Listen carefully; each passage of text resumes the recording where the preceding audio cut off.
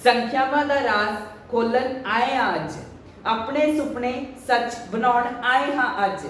मुश्किल नहीं हुंदा कोई भी सबजैक्ट जद नाल हुंदा है PSCB एमिनेंस हर वक्त। हाँ जी, नमस्ते सत श्री अकाल सारिਆਂ ਨੂੰ, ਤੁਹਾਡੇ ਸਭ ਦਾ ਸਵਾਗਤ ਹੈ ਤੁਹਾਡੇ ਖੁਦ ਦੇ ਚੈਨਲ PSCB एमिनेंस हब ਦੇ ਉੱਤੇ।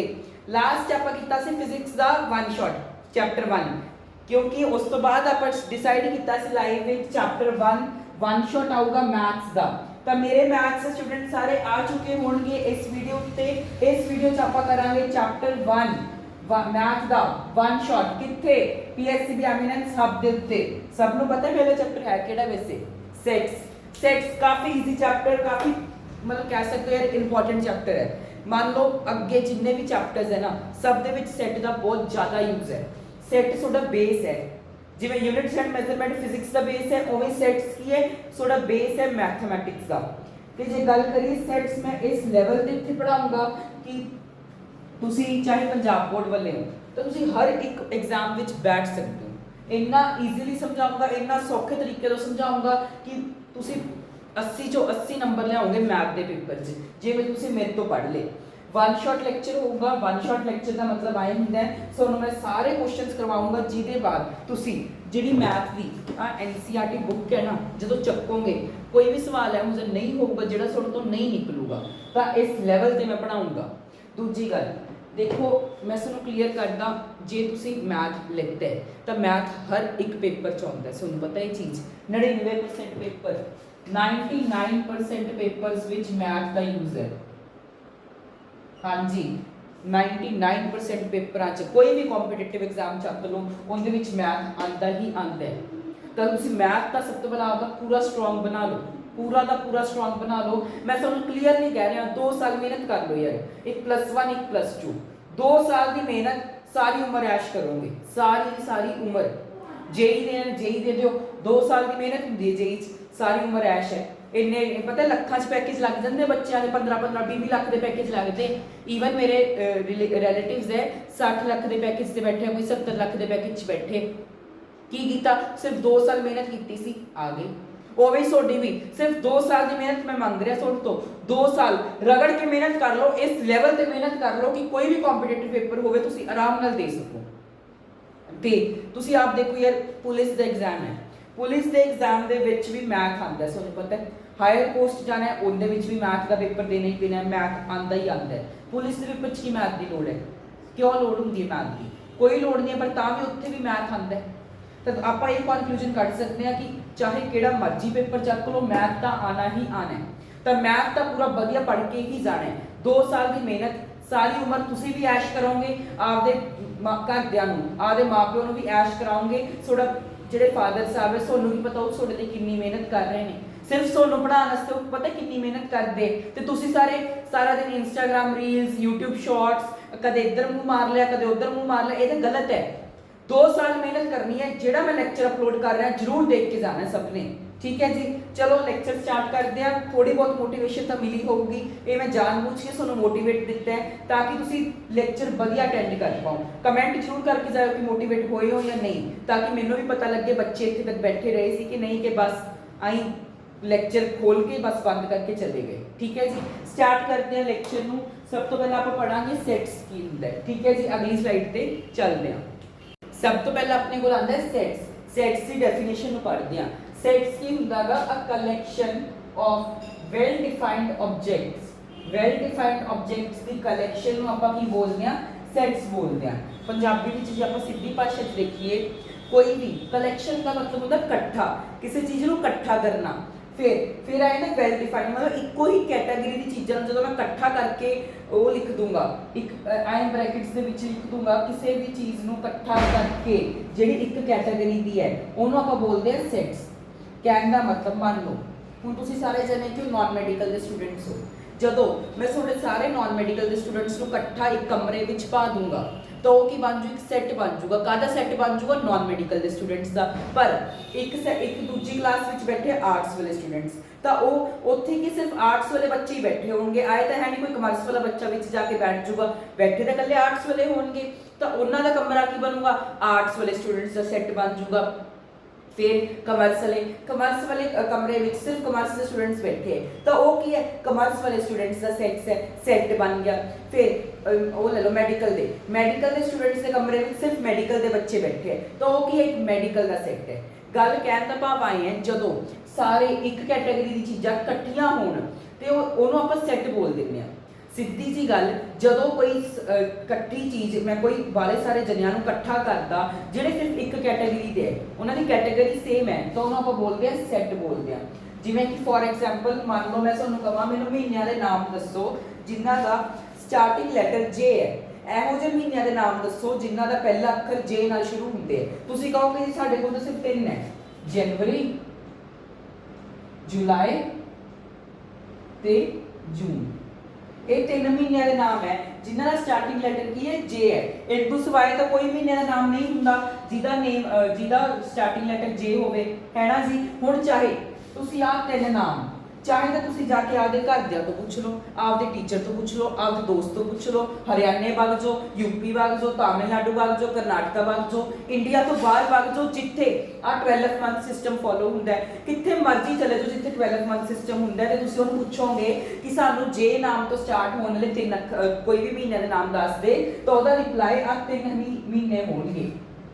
कहण दा भाव जिहड़ी सैट है, मान लो जे वो सैट मेरे लिए एक सेम है तो हर एक बच्चे वास्ते सेम होगी, हर एक बच्चे वास्ते। जे 3 महीने जिथे भी 12 मंथ सिस्टम फॉलो हो रहा है, जे 3 महीने मेरे वास्ते है तो सोडे वास्ते भी यही 3 महीने होणगे, सोडे घर दे वास्ते भी यही 3 महीने होणगे, सोडे रिलेटिव्स वास्ते, सोडे टीचर्स वास्ते, यूपी, कर्नाटका, बिहार, किथे मर्जी चले जाओ उत्थे यही 3 महीने सोनू मूरों मिलणगे कि आही 3 महीने। कहण दा भाव ये है, समझिए। हुण मैं जे तुहानूं कहां बहुत वधिया एग्जाम्पल है, मान लो मैं तुहानूं कहां 2 फेवरेट टीचर्स के नाम दसो। हुण सोडे वास्ते सोडे फेवरेट टीचर कोई होर हो सकता है, मेरे वास्ते मेरे फेवरेट टीचर कोई होर होणगे, किसी बच्चे वास्ते कोई होर फेवरेट टीचर होणगे, तां एक सैट बनूगा? तो इसका आंसर है नहीं। ਇਹਦਾ कारण की है क्योंकि सैट की हर एक बच्चे वास्ते सेम होना चाहिए, हर एक बंदे वास्ते सेम होना चाहिए, पर टीचर्स के केस विच मेरे फेवरेट टीचर कोई होर होंगे, सोडे कोई होर होंगे, किसी बच्चे के कोई होर हो सकते हैं, जिस करके एक सैट नहीं बनूंगा। सेम फॉर फेवरेट सब्जेक्ट, मैं पूछा सोडा फेवरेट सब्जेक्ट केड़ा है, हुण कोई बच्चा तो बोलूगा मेरा इंग्लिश सब्जेक्ट फेवरेट है, कोई बोलो कंप्यूटर साइंस फेवरेट है, कोई फिजिक्स बोलो, कोई केमिस्ट्री बोलो, कोई मैथ बोलो, कोई अकाउंट्स बोलो, कोई बिजनेस स्टडी बोलो, कोई हिस्ट्री बोलो, कोई पोल साइंस बोलो, तो हर एक बच्चे से जिहड़ा उहदा फेवरेट सब्जेक्ट है वो अड अड आया। फिर ये भी की है सैट नहीं बनूगा, क्यों? क्योंकि हर एक बच्चे का आंसर अलग अलग आ रहे, जे तो हर एक बच्चे का आंसर सेम आता फिर ये की होना सी, सैट होना सी। फिर जे मैं सैट की एग्जाम्पल देना, मान लो मैं कहां मैनू 1 तो लेके 5 तक 1 तो लेके 5 नंबर तक दे सैट वो दसो, नैचुरल नंबर दसो। हुण तुसीं पुछोगे नैचुरल नंबर की हुंदे, जिहड़े नंबर 1 तो स्टार्ट हुंदे, natural number are those numbers which are started from 1 ते इनफिनिटी तक जाते हैं। आप बोलते हैं ना 1 2 3 4, यानी कि 1 तो शुरू होके इनफिनिटी तक जिन्ने भी नंबर है वो सारे नैचुरल नंबर है। हुण मैं की किया सी, कंडीशन लाई सी कि 1 तो लेके 5 तक दे नैचुरल नंबर दसने हैं। हुण तुसीं की कहोगे 1 दा 1 आजू, 2 आजू, 3 आजू, 4 आजू ते 5 आजू, ते इहनूं आए ब्रैकेट नाल ला दो, इहनूं आपां बोलदे सैट वाली ब्रैकेट बोलदे, ठीक है जी। ये ब्रैकेट लगाना जरूरी है, जे तो तुसीं आ ब्रैकेट लाई है तां ही अगले नूं पता लगूगा कि ये सैट है, जे तो तुसीं आ ब्रैकेट नहीं लगा रहे तो अगले नूं आई नहीं पता लगूगा कि ये सैट है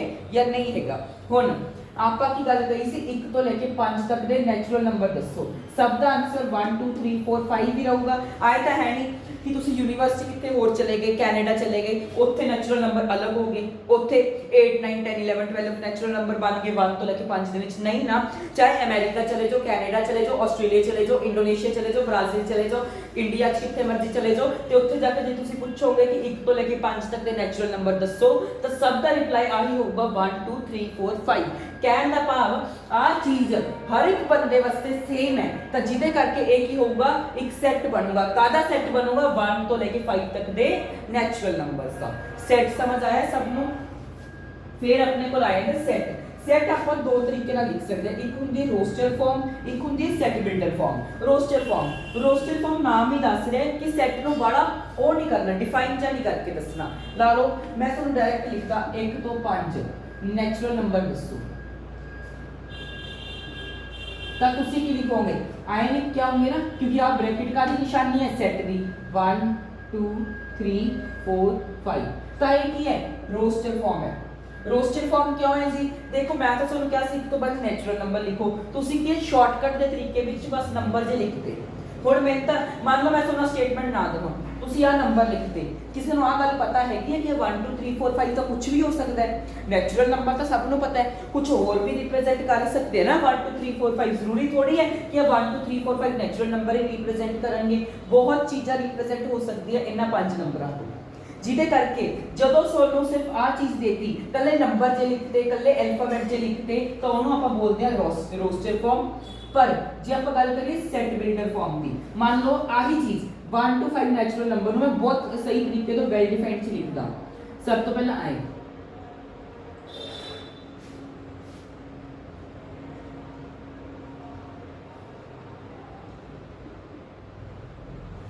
x की वैल्यू आए करती है ਆ ਦੇ। ਹੁਣ ਇਹਨੂੰ ਬੋਲਦੇ ਸੈਟ ਬਿਲਡਰ ਫਾਰਮ। ਇਹਨੂੰ ਪੜ੍ਹਦੇ ਕਿਵੇਂ ਹੈ ਜੀ, x such that x is a natural number। ਸਭ ਤੋਂ ਪਹਿਲੀ ਗੱਲ x such that x ਕੀ ਹੈ, ਇੱਕ ਨੈਚੁਰਲ ਨੰਬਰ ਹੈ, ਤੇ x ਦੀ ਵੈਲਿਊ ਕੀ ਹੈ, ਲੈਸ ਦੈਨ ਜਾਂ ਇਕੁਅਲ ਟੂ ਹੈ 5 ਦੇ। ਲੈਸ ਦੈਨ ਤੇ ਇਕੁਅਲ ਟੂ ਦਾ 5 ਦਾ ਮਤਲਬ ਹੋਊਗਾ x ਦੀ ਵੈਲਿਊ 1 ਹੋ ਜਾਂ 2 ਹੋ ਜਾਂ 3 ਹੋ ਜਾਂ 4 ਹੋ ਜਾਂ 5 ਹੋ। ਇਹੀ ਤਾਂ ਗੱਲ ਆਪਾਂ ਇਹਦੇ ਵਿੱਚ ਵੀ ਲਿਖੀ ਹੈ।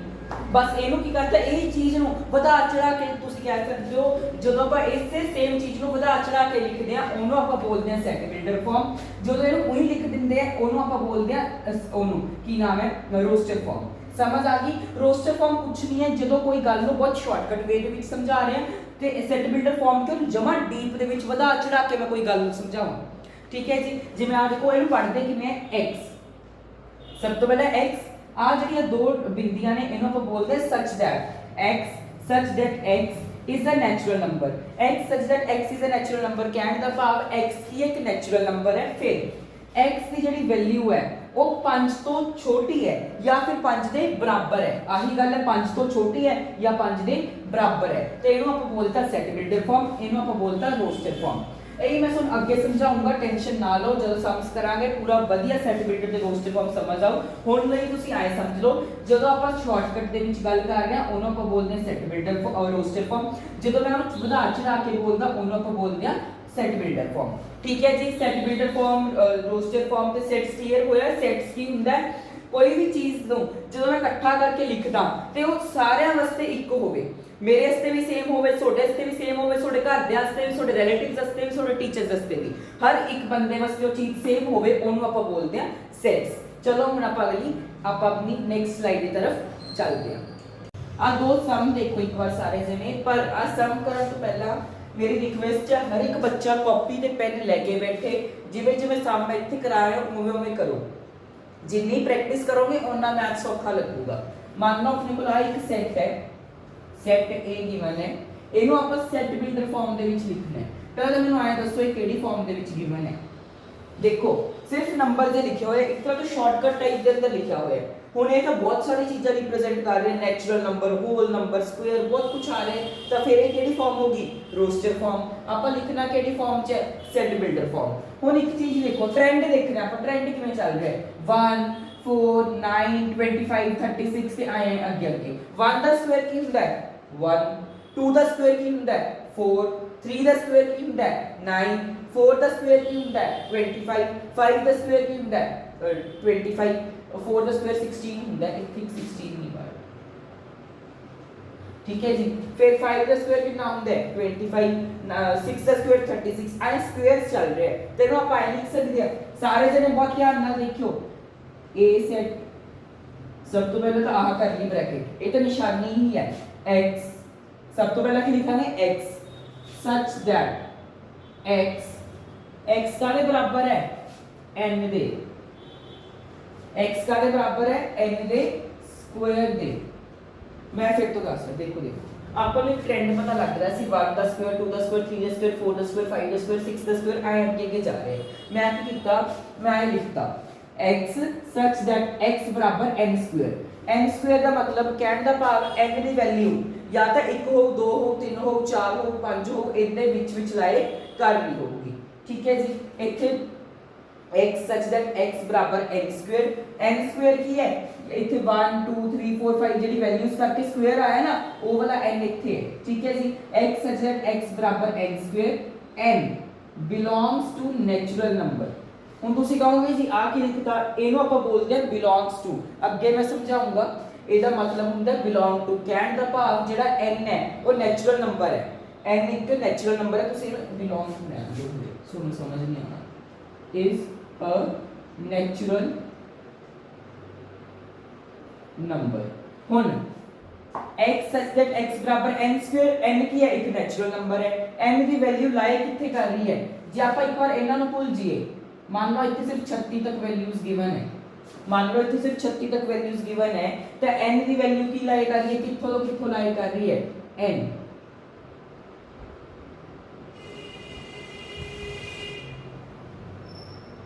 देखो सही लिखा है समझाना सुनो मैं ਆਪਾਂ ਨੇ ਪਹਿਲਾਂ ਤਾਂ ਆਏ ਦੇਖਿਆ ਟ੍ਰੈਂਡ ਕੀ ਫੋਲੋ ਹੋ ਰਿਹਾ ਸੀ। ਟ੍ਰੈਂਡ ਆਏ ਫੋਲੋ ਹੋ ਰਿਹਾ ਸੀ 1 ਦਾ ਸਕੁਅਰ 2 ਦਾ ਸਕੁਅਰ 3 ਦਾ ਸਕੁਅਰ 4 ਦਾ ਸਕੁਅਰ 5 ਦਾ ਸਕੁਅਰ 6 ਦਾ ਸਕੁਅਰ। ਫਿਰ ਮੈਂ ਕੀ ਕੀਤਾ ਇਹਨੂੰ ਸੈਟ ਬਿਲਡਰ ਫਾਰਮ ਚ ਲਿਖਣ ਲਈ x such that ਸਭ ਤੋਂ ਪਹਿਲਾਂ x such that x ਕਾਦੇ ਬਰਾਬਰ ਹੈ n ਸਕੁਅਰ ਦੇ ਬਰਾਬਰ ਹੈ। ਹੁਣ n ਕੀ ਹੈ n ਕੀ ਹੈ ਇੱਕ ਨੈਚੁਰਲ ਨੰਬਰ ਹੈ n ਕੀ ਹੈ ਇੱਕ ਨੈਚੁਰਲ ਨੰਬਰ ਹੈ। n ਦੀ ਵੈਲਿਊ ਕਿੱਥੇ ਲਾਈ ਕਰ ਰਹੀ ਹੈ n ਦੀ ਵੈਲਿਊ 1 ਤੇ 6 ਦੇ ਬਿਟਵੀਨ ਲਾਈ ਕਰ ਰਹੀ ਹੈ। ਇਹਦਾ ਮਤਲਬ ਕੀ ਹੋਇਆ ਜਿਹੜਾ ਮੈਂ ਆਈ ਲਿਖਿਆ ਨਾ 1 ਜਿਹੜਾ ਆ ਸਾਈਨ ਹੈ ਨੀਚੇ ਵਾਲਾ ਇਹ ਆਏ ਕਹਿੰਦਾ ਹੈ ਕਿ n ਦੀ ਵੈਲਿਊ 1 ਤੋਂ ਵੱਡੀ ਹੈ 1 ਵੀ ਹੈ n ਦੀ ਵੈਲਿਊ 6 ਵੀ ਹੈ ਤੇ 6 ਤੋਂ ਛੋਟੀ ਹੈ। ਕਹਿਣ ਦਾ ਭਾਵ n ਦੀ ਜਿਹੜੀ ਵੈਲਿਊ ਹੈ ਉਹ 1 ਤੋਂ ਤਾਂ ਵੱਡੀ ਹੈ ਤੇ 6 ਤੋਂ ਛੋਟੀ ਹੈ ਪਰ ਇਹ 1 ਵੀ ਹੈ ਤੇ 6 ਵਿੱਚ ਬਰਾਬਰ ਹੈ ਇਨਕਲੂਡ ਕਰਨਾ ਹੈ 1 ਤੇ 6 ਨੂੰ। ਹੁਣ 1 ਤੋਂ ਵੱਡੀ ਜਾਂ 1 ਦੇ ਬਰਾਬਰ ਵੈਲਿਊ 1 ਹੋਗੀ ਤੇ ਉਹ ਨੈਚੁਰਲ ਨੰਬਰ ਹੈ ਤੇ 1 2 3 4 5 6 ਆਹੀ ਹੋਊਗਾ ਇਹਦਾ ਆਨਸਰ। ਆ ਦੇਖੋ ਇਹਨਾਂ ਨੇ ਕਿਹਾ ਸੀ n ਦੀ ਵੈਲਿਊ 1 ਤੋਂ ਵੱਡੀ ਹੈ ਤੇ 6 ਤੋਂ ਛੋਟੀ ਹੈ 1 ਦੇ ਬਰਾਬਰ ਵੀ ਹੈ ਤੇ 6 ਦੇ ਬਰਾਬਰ ਵੀ ਹੈ ਤੇ 6 ਤੋਂ ਛੋਟੀ ਰਕਮਾਂ ਸਾਰੀ ਲਿਖਤੀ ਤੇ 1 ਤੋਂ ਵੱਡੀ ਰਕਮਾਂ ਤਾਂ ਆਹੀ 6 ਬਣਨਗੀਆਂ ਤੇ ਜਦੋਂ ਤੁਸੀਂ ਇਹਨਾਂ ਸਭ ਦਾ ਸਕੁਅਰ ਕਰੋਗੇ ਆਹੀ ਸੈੱਟ ਬਣ ਜਾਊਗਾ ਤੁਹਾਡੇ ਕੋਲ। ਸਮਝ ਆ ਗਈ ਸਭ ਨੂੰ। ਮੇਰਾ ਕਹਿਣ ਦਾ ਮਤਲਬ ਆਇਆ ਸੀ ਸਭ ਤੋਂ ਪਹਿਲਾਂ ਤੁਸੀਂ ਆਏ ਦੇਖੋ ਟ੍ਰੈਂਡ ਕੀ ਚੱਲ ਰਿਹਾ ਜਿਵੇਂ 1 2 3 4 5 6 ਦੇ ਸਕੁਅਰ ਚੱਲ ਰਿਹਾ ਸੀ ਮੈਂ ਕੀ ਕੀਤਾ x such that x ਬਰਾबर n square x बराबर n स्क्वायर ठीक है जी। n की है n एक नेचुरल नंबर है n की वैल्यू 1 ਤੋਂ ਲੈ ਕੇ 6 ਦੇ ਵਿੱਚ ਆਉਂਦੀ ਹੈ। ਇਹ ਆਪਣੀ ਹੋਗੀ ਆਨਸਰ ਸੈਟ ਬਿਲਡਰ ਫਾਰਮ ठीक है जी। एक और सम कराना मैं right the set 1/2 2/3 3/4 4/5 in a set builder form. ਹੁਣ ਇਹਦੇ ਚ ਦੇਖੋ ਉੱਪਰ ਤਾਂ 1 2 3 4 5 6 ਉੱਪਰ ਤਾਂ 1 2 3 4 5 6 ਨੈਚੁਰਲ ਨੰਬਰ ਦਿੱਤੇ ਹੋਏ 1 ਤੋਂ ਲੈ ਕੇ 6 ਤੱਕ ਪਰ ਨੀਚੇ ਦੇਖिए 2 3 4 5 6 7 ਇੱਕ ਗੱਲ ਦੇਖੀ ਇੱਕ ਦੇ ਅੰਦਰ ਜੇ ਆਪਾਂ ਇੱਕ ਜੋੜਿਆ 2 ਆ ਗਿਆ 2 ਦੇ ਵਿੱਚ ਇੱਕ ਜੋੜਿਆ 3 ਆ ਗਿਆ 3 ਦੇ ਵਿੱਚ ਇੱਕ ਜੋੜਿਆ 4 ਆ ਗਿਆ 4 ਦੇ ਵਿੱਚ ਇੱਕ ਜੋੜਿਆ 5 ਆ ਗਿਆ 5 ਦੇ ਵਿੱਚ ਇੱਕ ਜੋੜਿਆ 6 ਆ ਗਿਆ 6 ਦੇ ਵਿੱਚ ਇੱਕ ਜੋੜਿਆ 7 ਆ ਗਿਆ। ਕਹਿਣ ਦਾ ਭਾਵ ਜਿੰਨਾ ਉੱਪਰ ਡਿਜਿਟ ਗਿਵਨ ਹੈ ਜਿੰਨਾ ਨੰਬਰ ਉੱਪਰ ਹੈ ਉਹਦੇ ਚ ਜਦੋਂ ਆਪਾਂ ਇੱਕ ਜੋੜ ਰਹੇ ਆ ਤਾਂ ਨੀਚੇ ਵਾਲਾ ਡਿਨੋਮੀਨੇਟਰ ਬਣ ਗਿਆ। ਫਿਰ ਤੋਂ ਉੱਪਰ ਜਿਹੜਾ ਨੰਬਰ ਹੈ ਉਹਦੇ ਵਿੱਚ ਜਦੋਂ ਆਪਾਂ 1 ਪਲੱਸ ਕਰਾਂਗੇ ਤਾਂ ਨੀਚੇ ਵਾਲੀ ਆਪਣੇ ਕੋਲ ਰਕਮ ਬਣਦੀ ਠੀਕ ਹੈ ਜੀ। ਹੁਣ ਇਹਨੂੰ ਕਿਵੇਂ ਲਿਖਾਂਗੇ ਇਹਦੇ ਅਸਲੀ ਕੀ ਲਿਖੋ ਸੈਟ ਆਈ ਠੀਕ ਹੈ ਜੀ x such that x such that x बराबर n ठीक है जी। ऊपर में मान लिया ये n ने सारे 1 2 3 4 5 6 ਨੂੰ ਮੈਂ n मान लिया नीचे n + 1 सही लिखा मैं।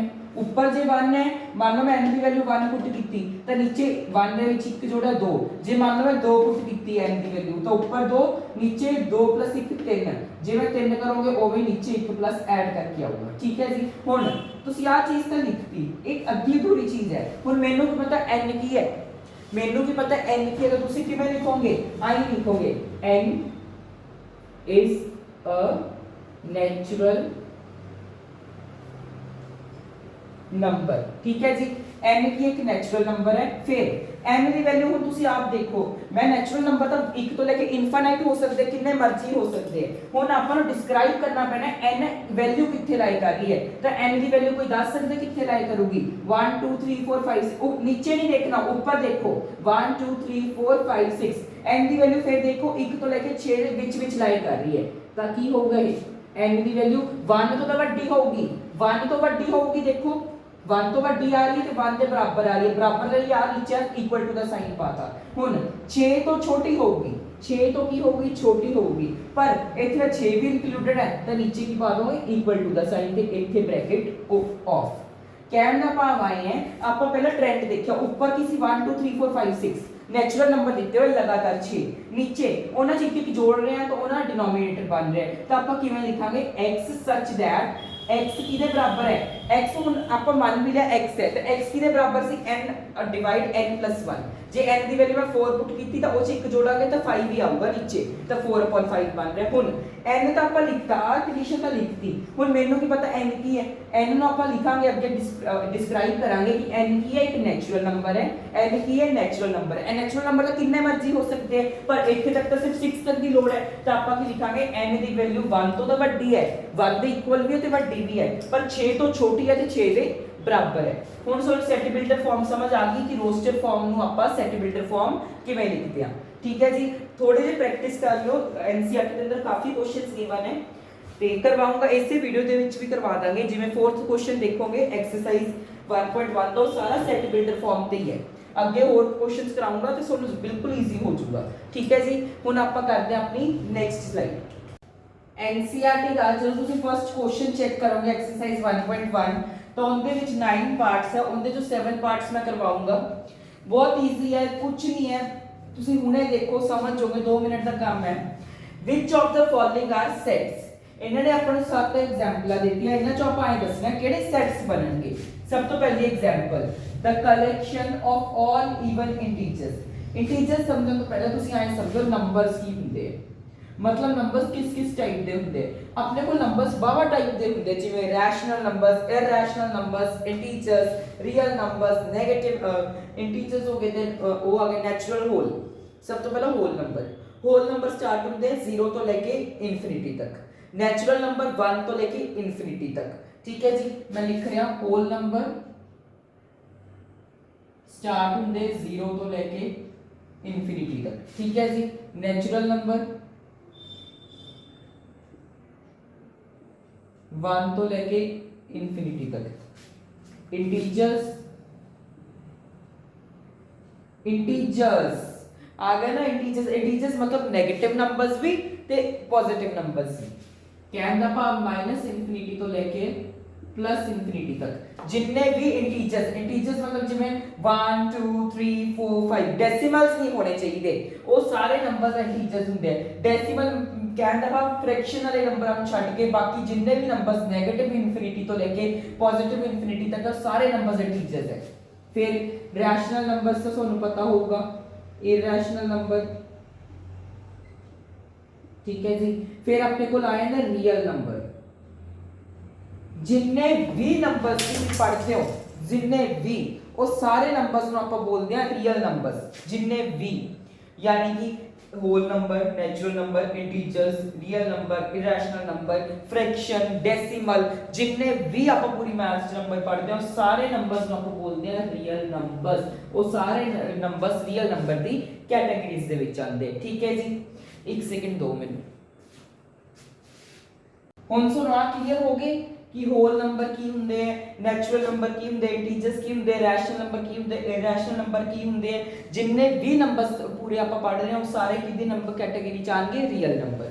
ਹੁਣ ਇਹਨਾਂ ਨੇ ਕਿਹਾ collection of all even integers. ਹੁਣ ਚਾਹੇ ਤੁਸੀਂ यूनिवर्सिटी कितने मर्जी चले जाओ, Canada, Australia, Tamil Nadu, Karnataka, UP, Uttar Pradesh, कितने मर्जी, उत्तराखंड, ਉੱਥੇ ਜਾ ਕੇ ਕਿਸੇ ਮਰਜ਼ੀ ਨੂੰ ਪੁੱਛ ਲਓ ਕਿ ਮੈਨੂੰ ਈਵਨ ਇੰਟੀਜਰਸ ਦੱਸੋ ਤਾਂ ਸਭ ਦਾ ਆਨਸਰ ਕੀ ਹੋਗਾ 2 4 6 8 ਤੋਂ ਲੈ ਕੇ ਇਨਫਿਨਿਟੀ ਤੱਕ ਨੰਬਰਸ। ਯਾਨੀ ਕਿ ਚਾਹੇ ਤਾਂ ਤੁਸੀਂ ਆਪਣੇ ਘਰਦਿਆਂ ਤੋਂ ਪੁੱਛ ਲਓ, ਚਾਹੇ ਆਪਣੇ ਟੀਚਰ ਤੋਂ ਪੁੱਛ ਲਓ, ਆਪਣੇ ਦੋਸਤ ਤੋਂ ਪੁੱਛ ਲਓ, ਚਾਹੇ ਮੇਰੇ ਤੋਂ ਪੁੱਛ ਲਓ, ਚਾਹੇ ਕਿਸੇ ਮਰਜ਼ੀ ਤੋਂ ਪੁੱਛ ਲਓ, ਸਭ ਦਾ ਆਨਸਰ ਕੀ ਹੋਊਗਾ ਕਿ ਉਹ ਕੀ ਹੋਣਗੇ 2 4 6 8 10। मतलब ਸਭ ਦਾ ਆਨਸਰ ਕੀ ਆ ਰਿਹਾ ਹੈ, सेम आ रहा है। तो की ये सेट बनूंगा तो इसका आंसर है हाँ जी एक सेट बनूंगा। ठीक है जी। फिर the collection of most dangerous animals.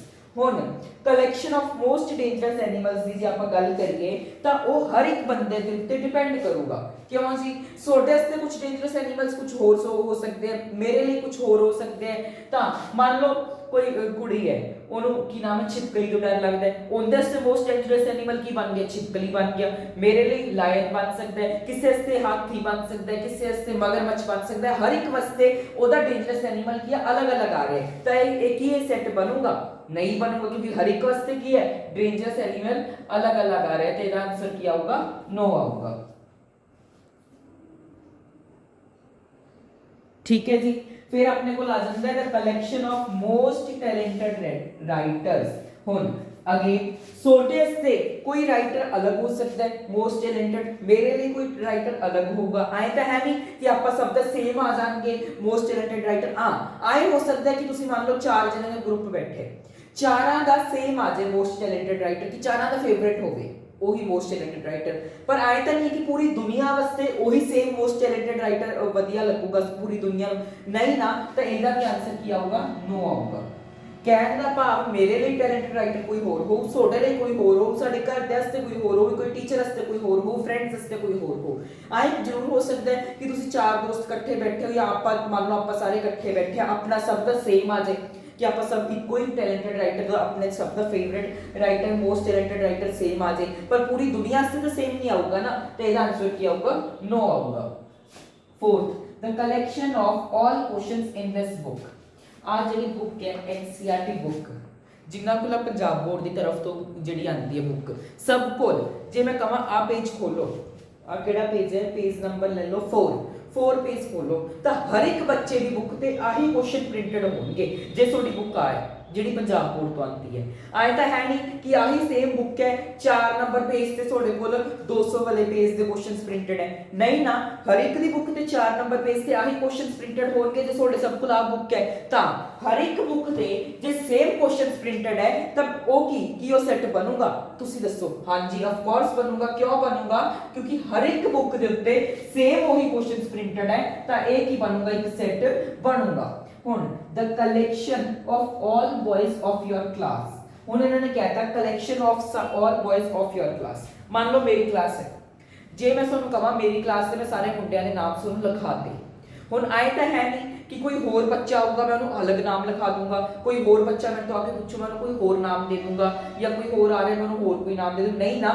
हर एक बच्चे को मैं के सेम बॉयज ही दूंगा। आए तो है नहीं कि मेरे को मान लो कोई बच्चा आ गया मैं उन्हें +1 ए दे बच्चे के नाम लिखाते, ठीक है जी। मेरे को कोई बच्चा आ गया मैं +2 बी दे नाम लिखाते, और कोई बच्चा आ गया मैं +2 ए दे लिखाते, +1 बी। आए तो नहीं ना, मैं सिर्फ अपनी क्लास के बच्चों के नाम ही लिखाऊंगा ना उस बच्चे को, तो हर एक बच्चे को मैं सेम बच्चों के नाम ही लिखाऊं, सेम आपकी क्लास के मुंडिया के नाम लिखाऊं, ताकि ये सेट बनूगा। तो इसका आंसर है हां जी ये सेट बनूगा, क्योंकि मैं जे नाम लिखवाऊंगा आपकी क्लास के मुंडिया के तो हर एक बच्चे को वही नाम लिखाऊंगा, आए नहीं कि मैं डिफरेंट नाम लिखवाऊंगा, ठीक है जी। फिर the collection of all even integers less than 100। Homework बहुत सौखा क्वेश्चन है, हुणे ऊपर कराया है, तो मैं चाहना कि तुसी भी थोड़ा पार्टिसिपेट करो। होमवर्क बहुत घट बच्चों ने फिजिक्स के लेक्चर च कमेंट दे विच आंसर दिते, मेरे नहीं पता सोनू लेक्चर ही नहीं समझ आया कि सोनू आंसर ही नहीं देने आते, तो ए लेक्चर दे विच मेनू आंसर चाहिए हर एक बच्चे का, समझ गए। जे लेक्चर देख लो तो भाई सारे जने आंसर भी देके जाओ कमेंट विच।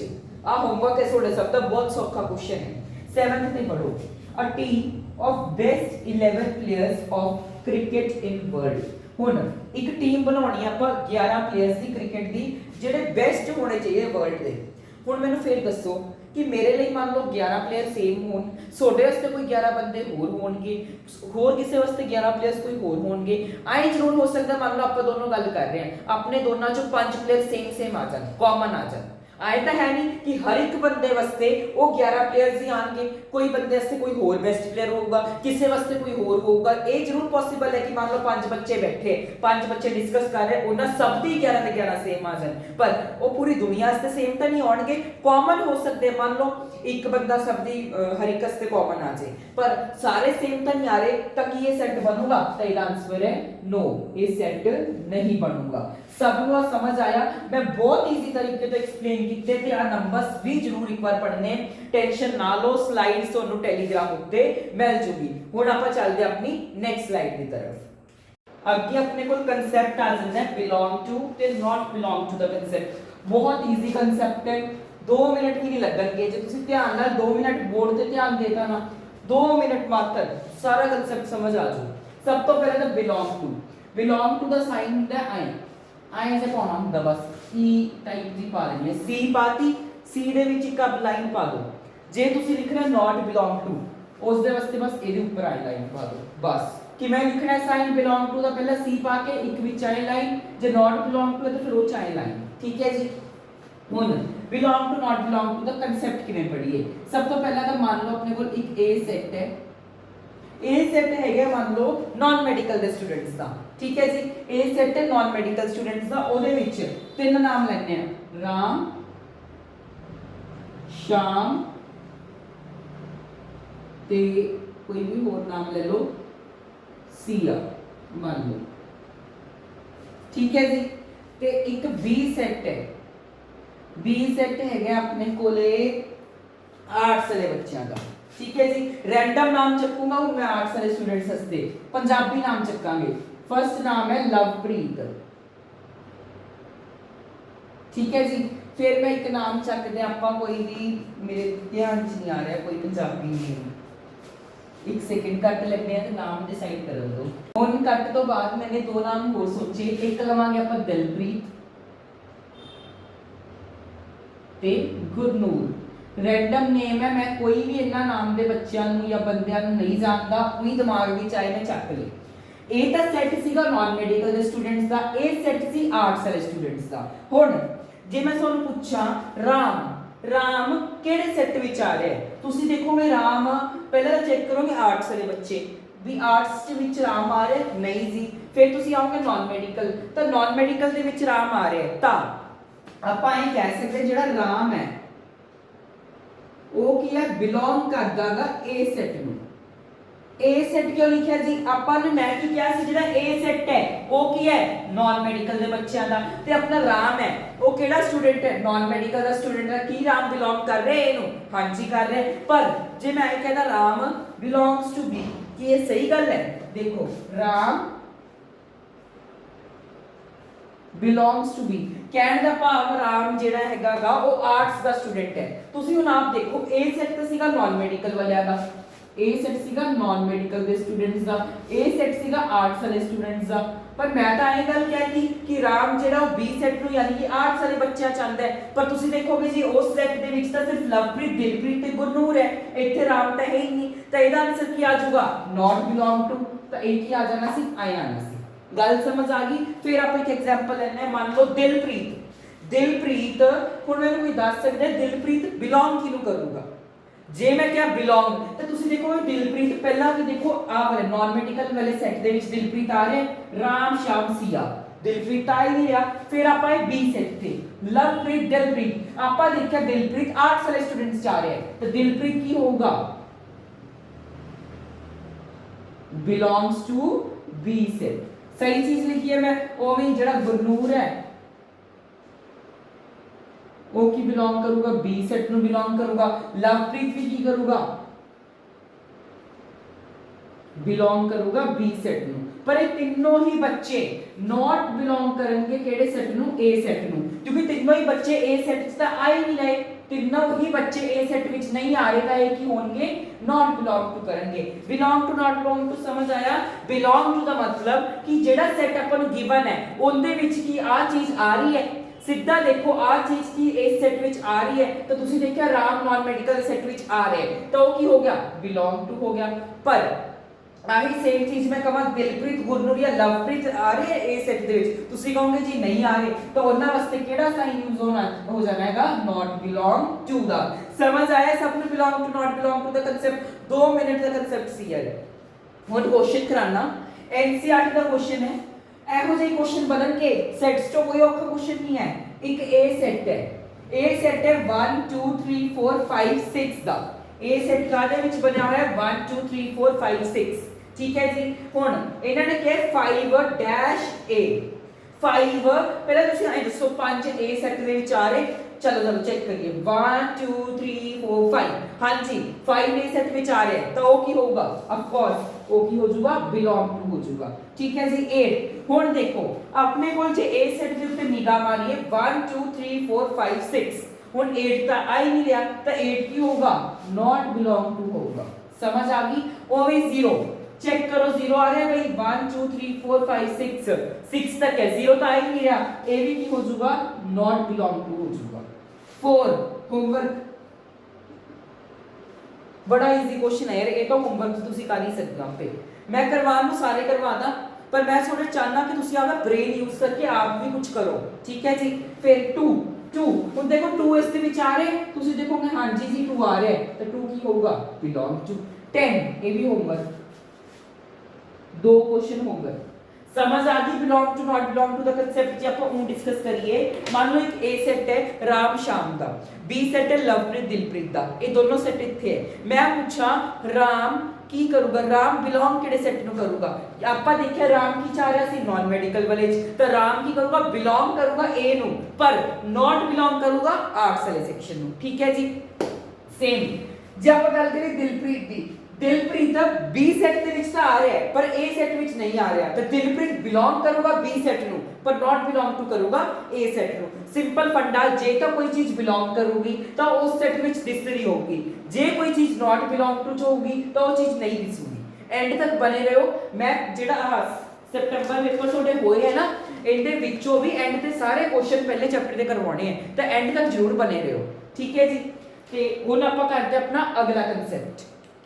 ਹੁਣ ਆਪਣੇ ਕੋਲ ਕੁਐਸਚਨ ਆ ਜਾਂਦਾ ਹੈ, ਰਾਈਟ ਦ ਫੋਲੋਇੰਗ ਸੈਟਸ ਇਨ ਰੋਸਟਰ ਫਾਰਮ। ਹੁਣ ਮੈਂ ਤਾਂ ਤੁਹਾਨੂੰ ਸੈਟ ਬਿਲਡਰ ਫਾਰਮ ਤਾਂ ਦੱਸਦੀ ਸੀ ਕਿ ਸੈਟ ਬਿਲਡਰ ਫਾਰਮ ਕਿਵੇਂ ਲਿਖਦੇ ਆ, ਹੁਣ ਇਹ ਤਾਂ ਅਗਰ roster form. Roster form set builder form ਤੋਂ ਜ਼ਿਆਦਾ ਸੌਖੀ ਹੈ। ਕਿਵੇਂ ਦੇਖੋ, ਇਹਨਾਂ ਨੇ ਆਪਾਂ ਨੂੰ ਦੇਤਾ x such that x is a integer।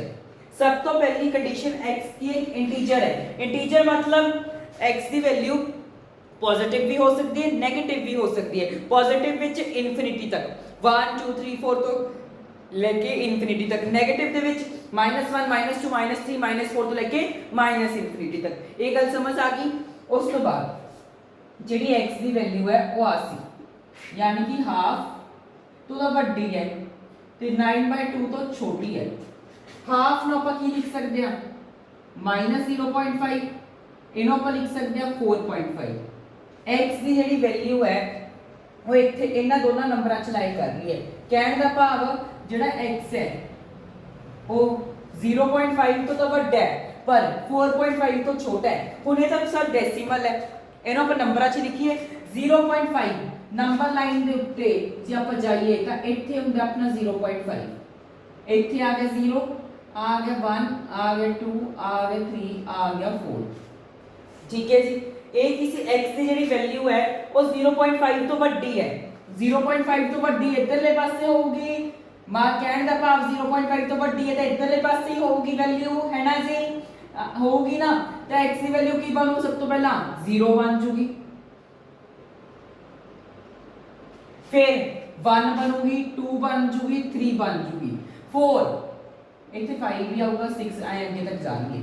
ਹੁਣ 4.5 ਤੋਂ ਤਾਂ ਛੋਟੀ ਸੀ, 4.5 ਕਿੱਥੇ ਲਾਈ ਕਰੂਗਾ, ਇੱਥੇ ਲਾਈ ਕਰੂਗਾ, 4.5 ਇੱਥੇ ਲਾਈ ਕਰੂਗਾ। ਤਾਂ 4.5 ਤੋਂ x ਦੀ ਵੈਲਿਊ ਨੇ ਕੀ ਹੋਣਾ ਸੀ, ਛੋਟੀ, ਤਾਂ 4 ਵਿੱਚ ਆ ਰਿਹਾ ਇੱਥੇ, ਹਾਂਜੀ ਆ ਰਿਹਾ ਹੈ, ਤਾਂ 4 ਕਿੱਥੇ, ਇਹਦਾ ਆਨਸਰ ਕੀ ਆ ਜਾਊਗਾ 0 1 2 3 4। ਸਮਝ ਆਈ ਕਿਵੇਂ। ਸਭ ਤੋਂ ਪਹਿਲਾਂ ਤੇ x ਦੀ ਵੈਲਿਊ -1/2 ਤੇ 9/2 ਦੇ ਵਿੱਚ ਲਾਈ ਕਰਨੀ ਸੀ।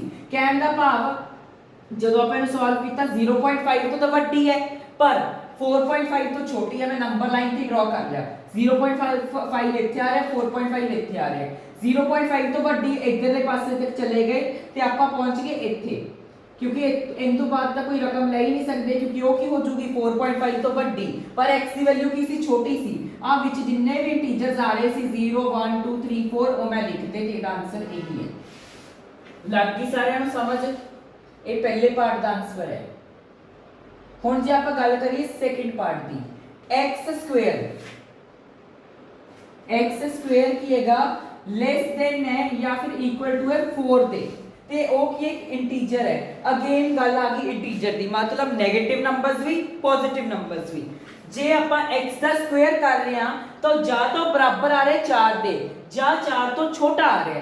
ਇਹੋ ਜਿਹੇ ਕਿਹੜੇ ਨੰਬਰ ਹੈ। 1 ਦਾ ਸਕੁਅਰ ਕਰੋ, 1 ਦਾ ਸਕੁਅਰ ਕੀ ਹੁੰਦਾ ਹੈ 1, 2 ਦਾ ਸਕੁਅਰ ਕਰੋ 4, 3 ਦਾ ਸਕੁਅਰ ਕਰੋ 9, 4 ਤੋਂ ਕੀ ਆ ਗਈ ਵੱਡੀ ਆ ਗਈ, ਪਰ ਆਪਾਂ ਨੂੰ ਕੀ ਚਾਹੀਦੀ ਸੀ ਛੋਟੀ। ਤਾਂ 1 ਤੇ 2 ਤਾਂ ਆਉਣਗੇ, 0 ਵੀ ਆਪੇ ਆ ਜਾਓ, 0 ਦਾ ਸਕੁਅਰ 0।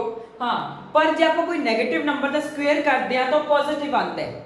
ਕਹਿਣ ਦਾ ਮਤਲਬ ਜੇ ਆਪਾਂ -1 ਦਾ ਸਕੁਅਰ ਕਰੀਏ ਤਾਂ 1 ਆਊਗਾ, -2 ਦਾ ਕਰੋਗੇ 2 ਆਊਗਾ, 4 ਆਊਗਾ, ਤਾਂ ਉਹ ਪੋਜ਼ਿਟਿਵ ਹੀ ਆਉਂਦਾ ਹੈ। ਤਾਂ ਇੱਥੇ -1 ਵੀ ਆਊ ਤੇ -2 ਵੀ ਆਊਗਾ ਇਹਦਾ ਆਨਸਰ, ਕਿਉਂਕਿ ਇਹਨਾਂ ਦੋਨਾਂ ਦੇ ਸਕੁਅਰ ਕਰੋਗੇ ਤਾਂ 4 ਤੋਂ ਕੀ ਆ ਰਿਹਾ ਹੋਊਗਾ, ਜਾਂ ਤਾਂ ਬਰਾਬਰ ਆ ਰਿਹਾ ਹੋਊਗਾ ਜਾਂ ਛੋਟਾ ਆ ਰਿਹਾ ਹੋਊਗਾ। ਇਹ ਹੈਗਾ ਆਪਣਾ ਸੈਕਿੰਡ ਪਾਰਟ ਦਾ ਆਨਸਰ। ਠੀਕ ਹੈ ਜੀ, ਸਮਝ ਆਇਆ ਸਾਰਿਆਂ ਨੂੰ। ਫਿਰ ਆਪਣੇ ਕੋਲ ਡੀ ਪਾਰਟ ਆ ਜਾਂਦਾ x, such that x is a letter in word loyal। loyal ਦੇ ਅੰਦਰ ਜਿਹੜੇ ਵੀ ਵਰਡਸ ਆ ਰਹੇ ਆ ਉਹ ਆਪਣਾ ਸੈੱਟ ਹੈ। ਇਹੋ ਜਿਹਾ ਜਦੋਂ ਵਰਡ ਵਾਲਾ ਸਮ ਆ ਜਾਣਾ, ਸਭ ਤੋਂ ਸੌਖਾ ਸਾਰੇ ਲੈਟਰਸ ਹੀ ਲਿਖ ਦੋ, LOYA, ਬਸ ਕੋਈ ਵੀ ਲੈਟਰ ਰਿਪੀਟ ਨਹੀਂ ਹੋਣਾ ਚਾਹੀਦਾ। ਜਿੰਨੇ ਵੀ ਵਰਡਸ ਤੁਹਾਨੂੰ ਦਿਖ ਰਹੇ ਹੋ ਸਾਰੇ ਲਿਖ ਦੋ, ਪਰ ਸ਼ਰਤ ਹੈ ਲੈਟਰ ਰਿਪੀਟ ਨਹੀਂ ਕਰਨਾ। ਮੰਨ ਲਓ ਮੈਂ ਤੁਹਾਨੂੰ ਕਹਾਂ ਨਾਨ ਮੈਡੀਕਲ ਦੀ ਗੱਲ ਕਰਦੇ ਹਾਂ, ਨਾਨ ਮੈਡੀਕਲ ਦੇ ਵਿੱਚ ਮੰਨ ਲਓ ਦਿਲਪ੍ਰੀਤ ਤੇ ਲਵਪ੍ਰੀਤ ਪੜ੍ਹ ਰਹੇ, ਚਲੋ ਆਰਟਸ ਦੀ ਲੈ ਲਓ, ਆਰਟਸ ਦੇ ਸਟੂਡੈਂਟਸ ਕਿਤੇ ਸੀ ਨਾ ਆਪਾਂ, ਆਰਟਸ ਦੀ ਸੈਕਸ਼ਨ ਦੀ ਗੱਲ ਚੱਲ ਰਹੀ ਹੈ, ਉਹਦੇ ਵਿੱਚ ਦਿਲਪ੍ਰੀਤ ਤੇ ਲਵਪ੍ਰੀਤ ਪੜ੍ਹ ਰਹੇ ਆਏ ਤਾਂ ਹੈ ਨਹੀਂ। ਜਦੋਂ ਆਪਾਂ ਅਟੈਂਡੈਂਸ ਰਜਿਸਟਰ ਬਣਾਉਂਦੇ ਆ ਕਿ ਦਿਲਪ੍ਰੀਤ ਉੱਪਰ ਆ ਗਿਆ ਤਾਂ ਮੇਰਾ ਮਨ ਕੀਤਾ ਮੈਂ ਉਹਨੂੰ ਨੀਚੇ ਵੀ ਇੱਕ ਵਾਰ ਦੁਬਾਰਾ ਲਿਖ ਦਿੰਨਾ, ਇੱਕ ਵਾਰ ਹੀ ਲਿਖਾਂਗੇ ਦਿਲਪ੍ਰੀਤ ਨੂੰ ਉੱਪਰ ਲਿਖਾਂਗੇ। ਆਏ ਤਾਂ ਹੈ ਨਹੀਂ ਮੈਂ ਦਿਲਪ੍ਰੀਤ ਹਰ ਜਗ੍ਹਾ ਦਿਲਪ੍ਰੀਤ ਦਿਲਪ੍ਰੀਤ ਦਿਲਪ੍ਰੀਤ ਲਿਖੀ ਜਾਊ, ਜਾਂ ਹਰ ਜਗ੍ਹਾ ਲਵਪ੍ਰੀਤ ਲਵਪ੍ਰੀਤ ਲਵਪ੍ਰੀਤ ਲਿਖੀ ਜਾਊ। ਅਟੈਂਡੈਂਸ ਰਜਿਸਟਰ 'ਚ ਇੱਕ ਵਾਰ ਹੀ ਲਿਖਿਆ ਜਾਂਦਾ ਨਾ, ਉਵੇਂ ਹੀ ਸੇਮ ਇਹਦਾ ਵੀ ਇਹੀ ਕੇਸ ਹੈ। ਕੋਈ ਵੀ ਲੈਟਰ ਰਿਪੀਟ ਨਹੀਂ ਕਰ ਸਕਦੇ, ਜੇ ਇੱਕ ਵਾਰ ਅੱਖਰ ਲਿਖਤਾ ਤਾਂ ਉਹ ਇੱਕ ਵਾਰ ਹੀ ਲਿਖਿਆ ਜਾਊਗਾ। ਸਮਝ ਆ ਗਈ। ਇਹ ਸੀਗੇ 3 ਕੁਐਸਚਨ। ਇਹੋ ਜਿਹੇ ਹੋਰ ਕੁਐਸਚਨ ਐਨਸੀਈਆਰਟੀ 'ਚ ਮਿਲ ਜਾਣਗੇ। 5th question, I think 5th question ਹੀ ਹੈ, ਚੈੱਕ ਕਰਨ ਦੋ। नहीं, 3rd क्वेश्चन है, 3rd क्वेश्चन चेक करो। 3rd क्वेश्चन सारा इनके ते ही है। हुन ਇਹ ਤਾਂ ਸੀਗੀ ਸੈਟ ਬਿਲਡਰ ਫਾਰਮ ਨੂੰ ਰੋਸਟਰ ਫਾਰਮ ਲਿਖਣਾ। ਹੁਣ ਆਪਾਂ ਲਿਖਾਂਗੇ ਸੈਟ ਰੋਸਟਰ ਫਾਰਮ ਨੂੰ ਸੈਟ ਬਿਲਡਰ ਫਾਰਮ 'ਚ। ਸੌਖਾ ਹੈ, ਬਹੁਤ ਈਜ਼ੀ।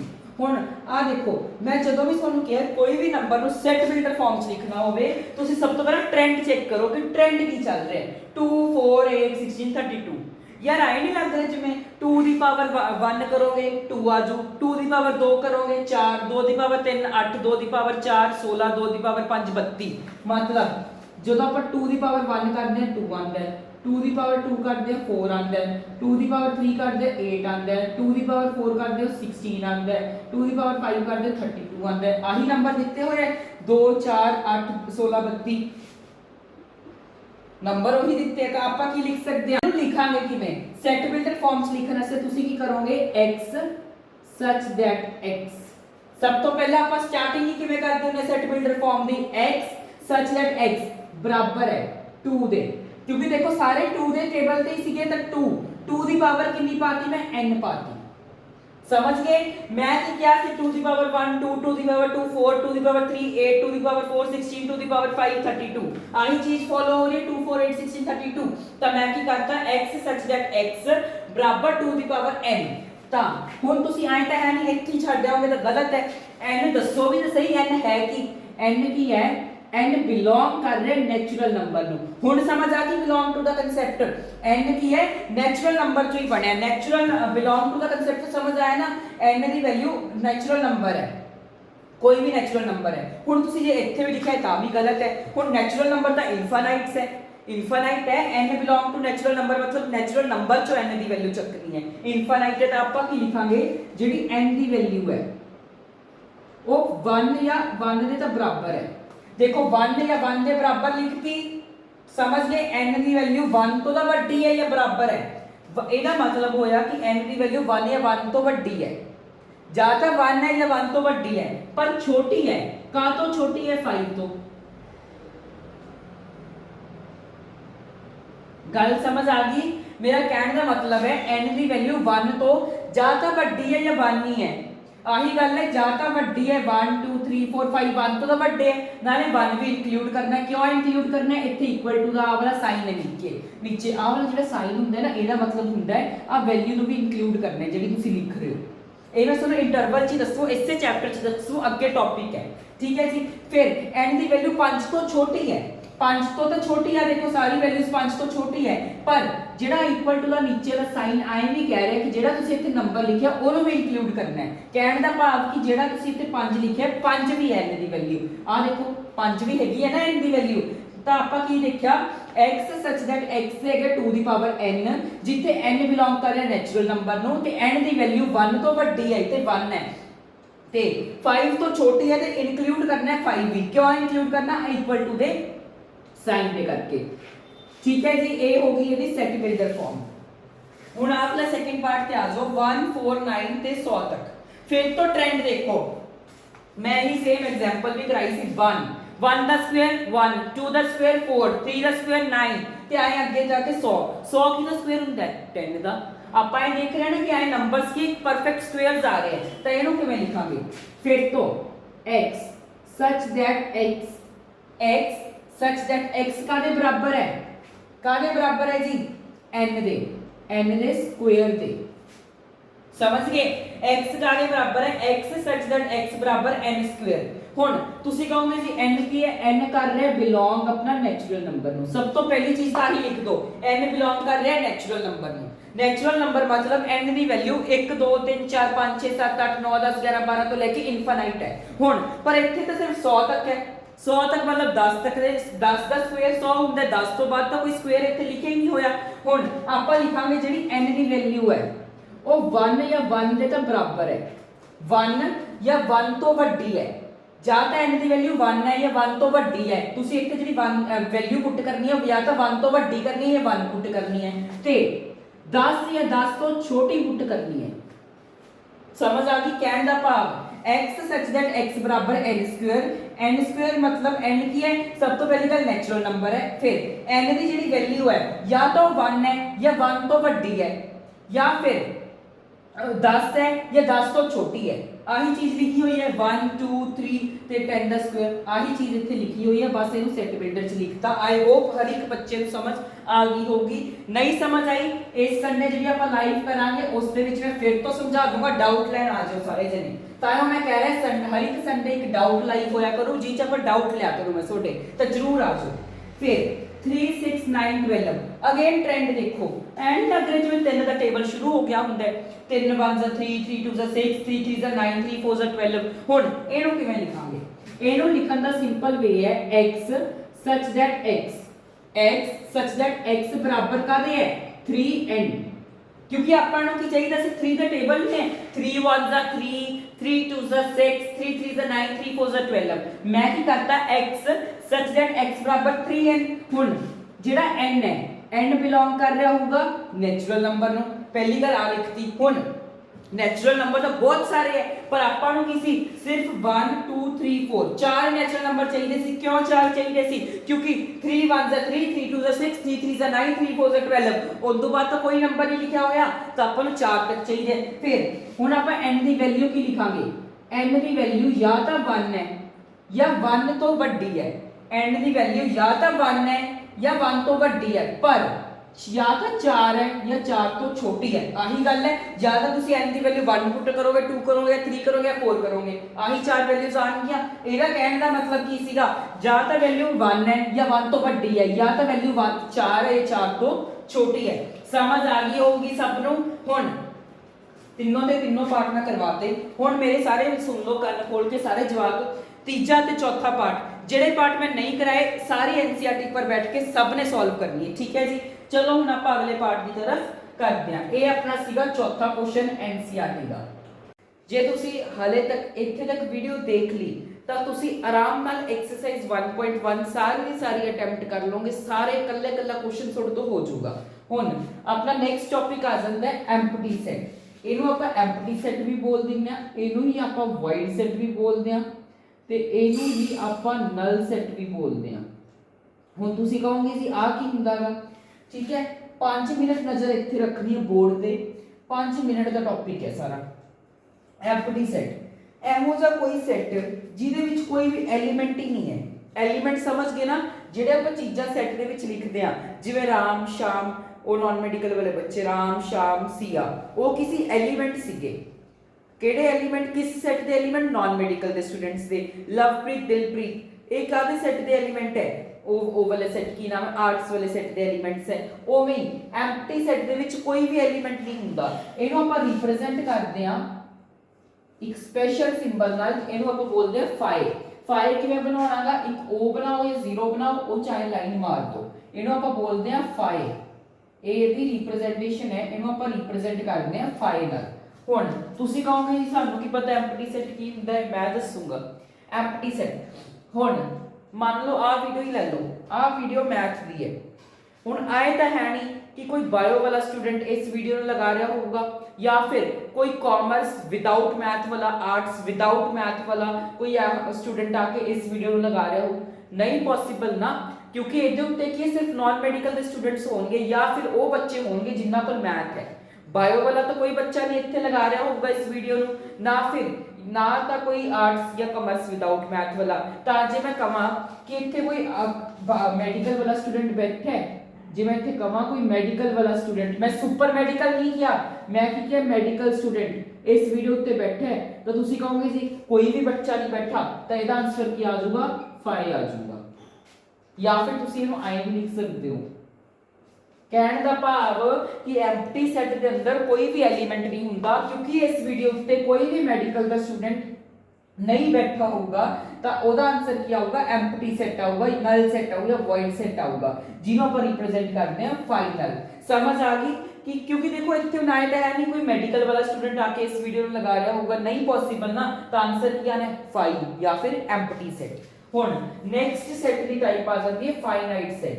ਫਾਈਨਾਈਟ ਸੈੱਟ ਕੁਝ ਨਹੀਂ ਹੈ, ਇਹੋ ਜਿਹਾ ਸੈੱਟ ਜਿਹਦੇ ਅੰਦਰ ਤੁਸੀਂ ਐਲੀਮੈਂਟਸ ਕਾਊਂਟ ਕਰ ਸਕਦੇ ਹੋ। ਜਿਵੇਂ ਮੈਂ ਕੋਈ ਵੀ ਸੈੱਟ ਲੈ ਲਓ 1 2 3 4, ਹੁਣ ਕੀ ਇਹ ਫਾਈਨਾਈਟ ਸੈੱਟ ਹੈਗਾ? ਪਹਿਲਾਂ ਤਾਂ ਮੈਨੂੰ ਆਇਆ ਦੱਸੋ ਕਿ ਇਹ ਐਮਪਟੀ ਸੈੱਟ ਹੈ। ਇਹਦਾ ਆਨਸਰ ਮੈਨੂੰ ਸਾਰੇ ਜਣੇ ਕਮੈਂਟ ਵਿੱਚ ਦੱਸਣਗੇ ਕਿ ਇਹ ਉਹ ਐਮਪਟੀ ਸੈੱਟ ਹੈਗਾ ਜਾਂ ਨਹੀਂ ਹੈਗਾ। ਜੇ ਤਾਂ ਹੈਗਾ ਤਾਂ ਯੈਸ, ਜੇ ਨਹੀਂ ਹੈਗਾ ਤਾਂ ਨੋ। ठीक है जी, हुण मैं गल कर रहा फाइनाइट सैट की। फाइनाइट सैट का मतलब ही हुंदा है कि ओदे जिहड़े एलीमेंट्स है तुसीं इन्हां नूं काउंट कर सकते हो। हुण तुसीं की इन्हां एलीमेंट्स नूं काउंट कर सकते हो? तुसीं कहोगे हां जी 1 2 3 4 काउंटेबल है। मैं कोई होर सैट ले लेना A B C D F, की ये फाइनाइट सेट है? हाँ जी, क्यों? क्योंकि ये एलिमेंट्स काउंटेबल है, 1 2 3 4 अपन पता लग रहा है कि 4 एलिमेंट है। कोई भी ਇਹੋ ਜਿਹਾ सेट ਜਿਹਦੇ एलिमेंट्स की है काउंटेबल ਹੁੰਦੇ ਉਹਨਾਂ ਨੂੰ ਆਪਾਂ ਬੋਲਦੇ ਆ ਉਹ ਕੀ ਨਾਮ ਹੈ, फाइनाइट सेट। ठीक है जी। हाँ, ਹੁਣ ਗੱਲ ਕਰਦੇ ਆ इनफाइनाइट सेट। ਇਹੋ ਜਿਹਾ ਨਾਮ ਹੀ ਦੱਸ ਰਿਹਾ इनफाइनाइट, ਇਹੋ ਜਿਹਾ ਸੈੱਟ ਜਿਹਦੇ ਐਲੀਮੈਂਟਸ ਆਪਾਂ ਕਾਊਂਟ ਨਹੀਂ ਕਰ ਸਕਦੇ, ਯਾਨੀ ਕਿ ਫਾਈਨਾਈਟ ਸੈੱਟ ਦਾ ਟੋਟਲੀ ਪੁੱਠਾ ਵਰਜਨ, ਜਿਹਦੇ ਐਲੀਮੈਂਟਸ ਆਪਾਂ ਕਾਊਂਟ ਨਹੀਂ ਕਰ ਸਕਦੇ ਉਹਨੂੰ ਆਪਾਂ ਬੋਲਦੇ ਆ ਇਨਫਾਈਨਾਈਟ ਸੈੱਟ। ਮੰਨ ਲਓ ਮੈਂ ਤੁਹਾਨੂੰ ਕਹਾਂ ਨੈਚੁਰਲ ਨੰਬਰ,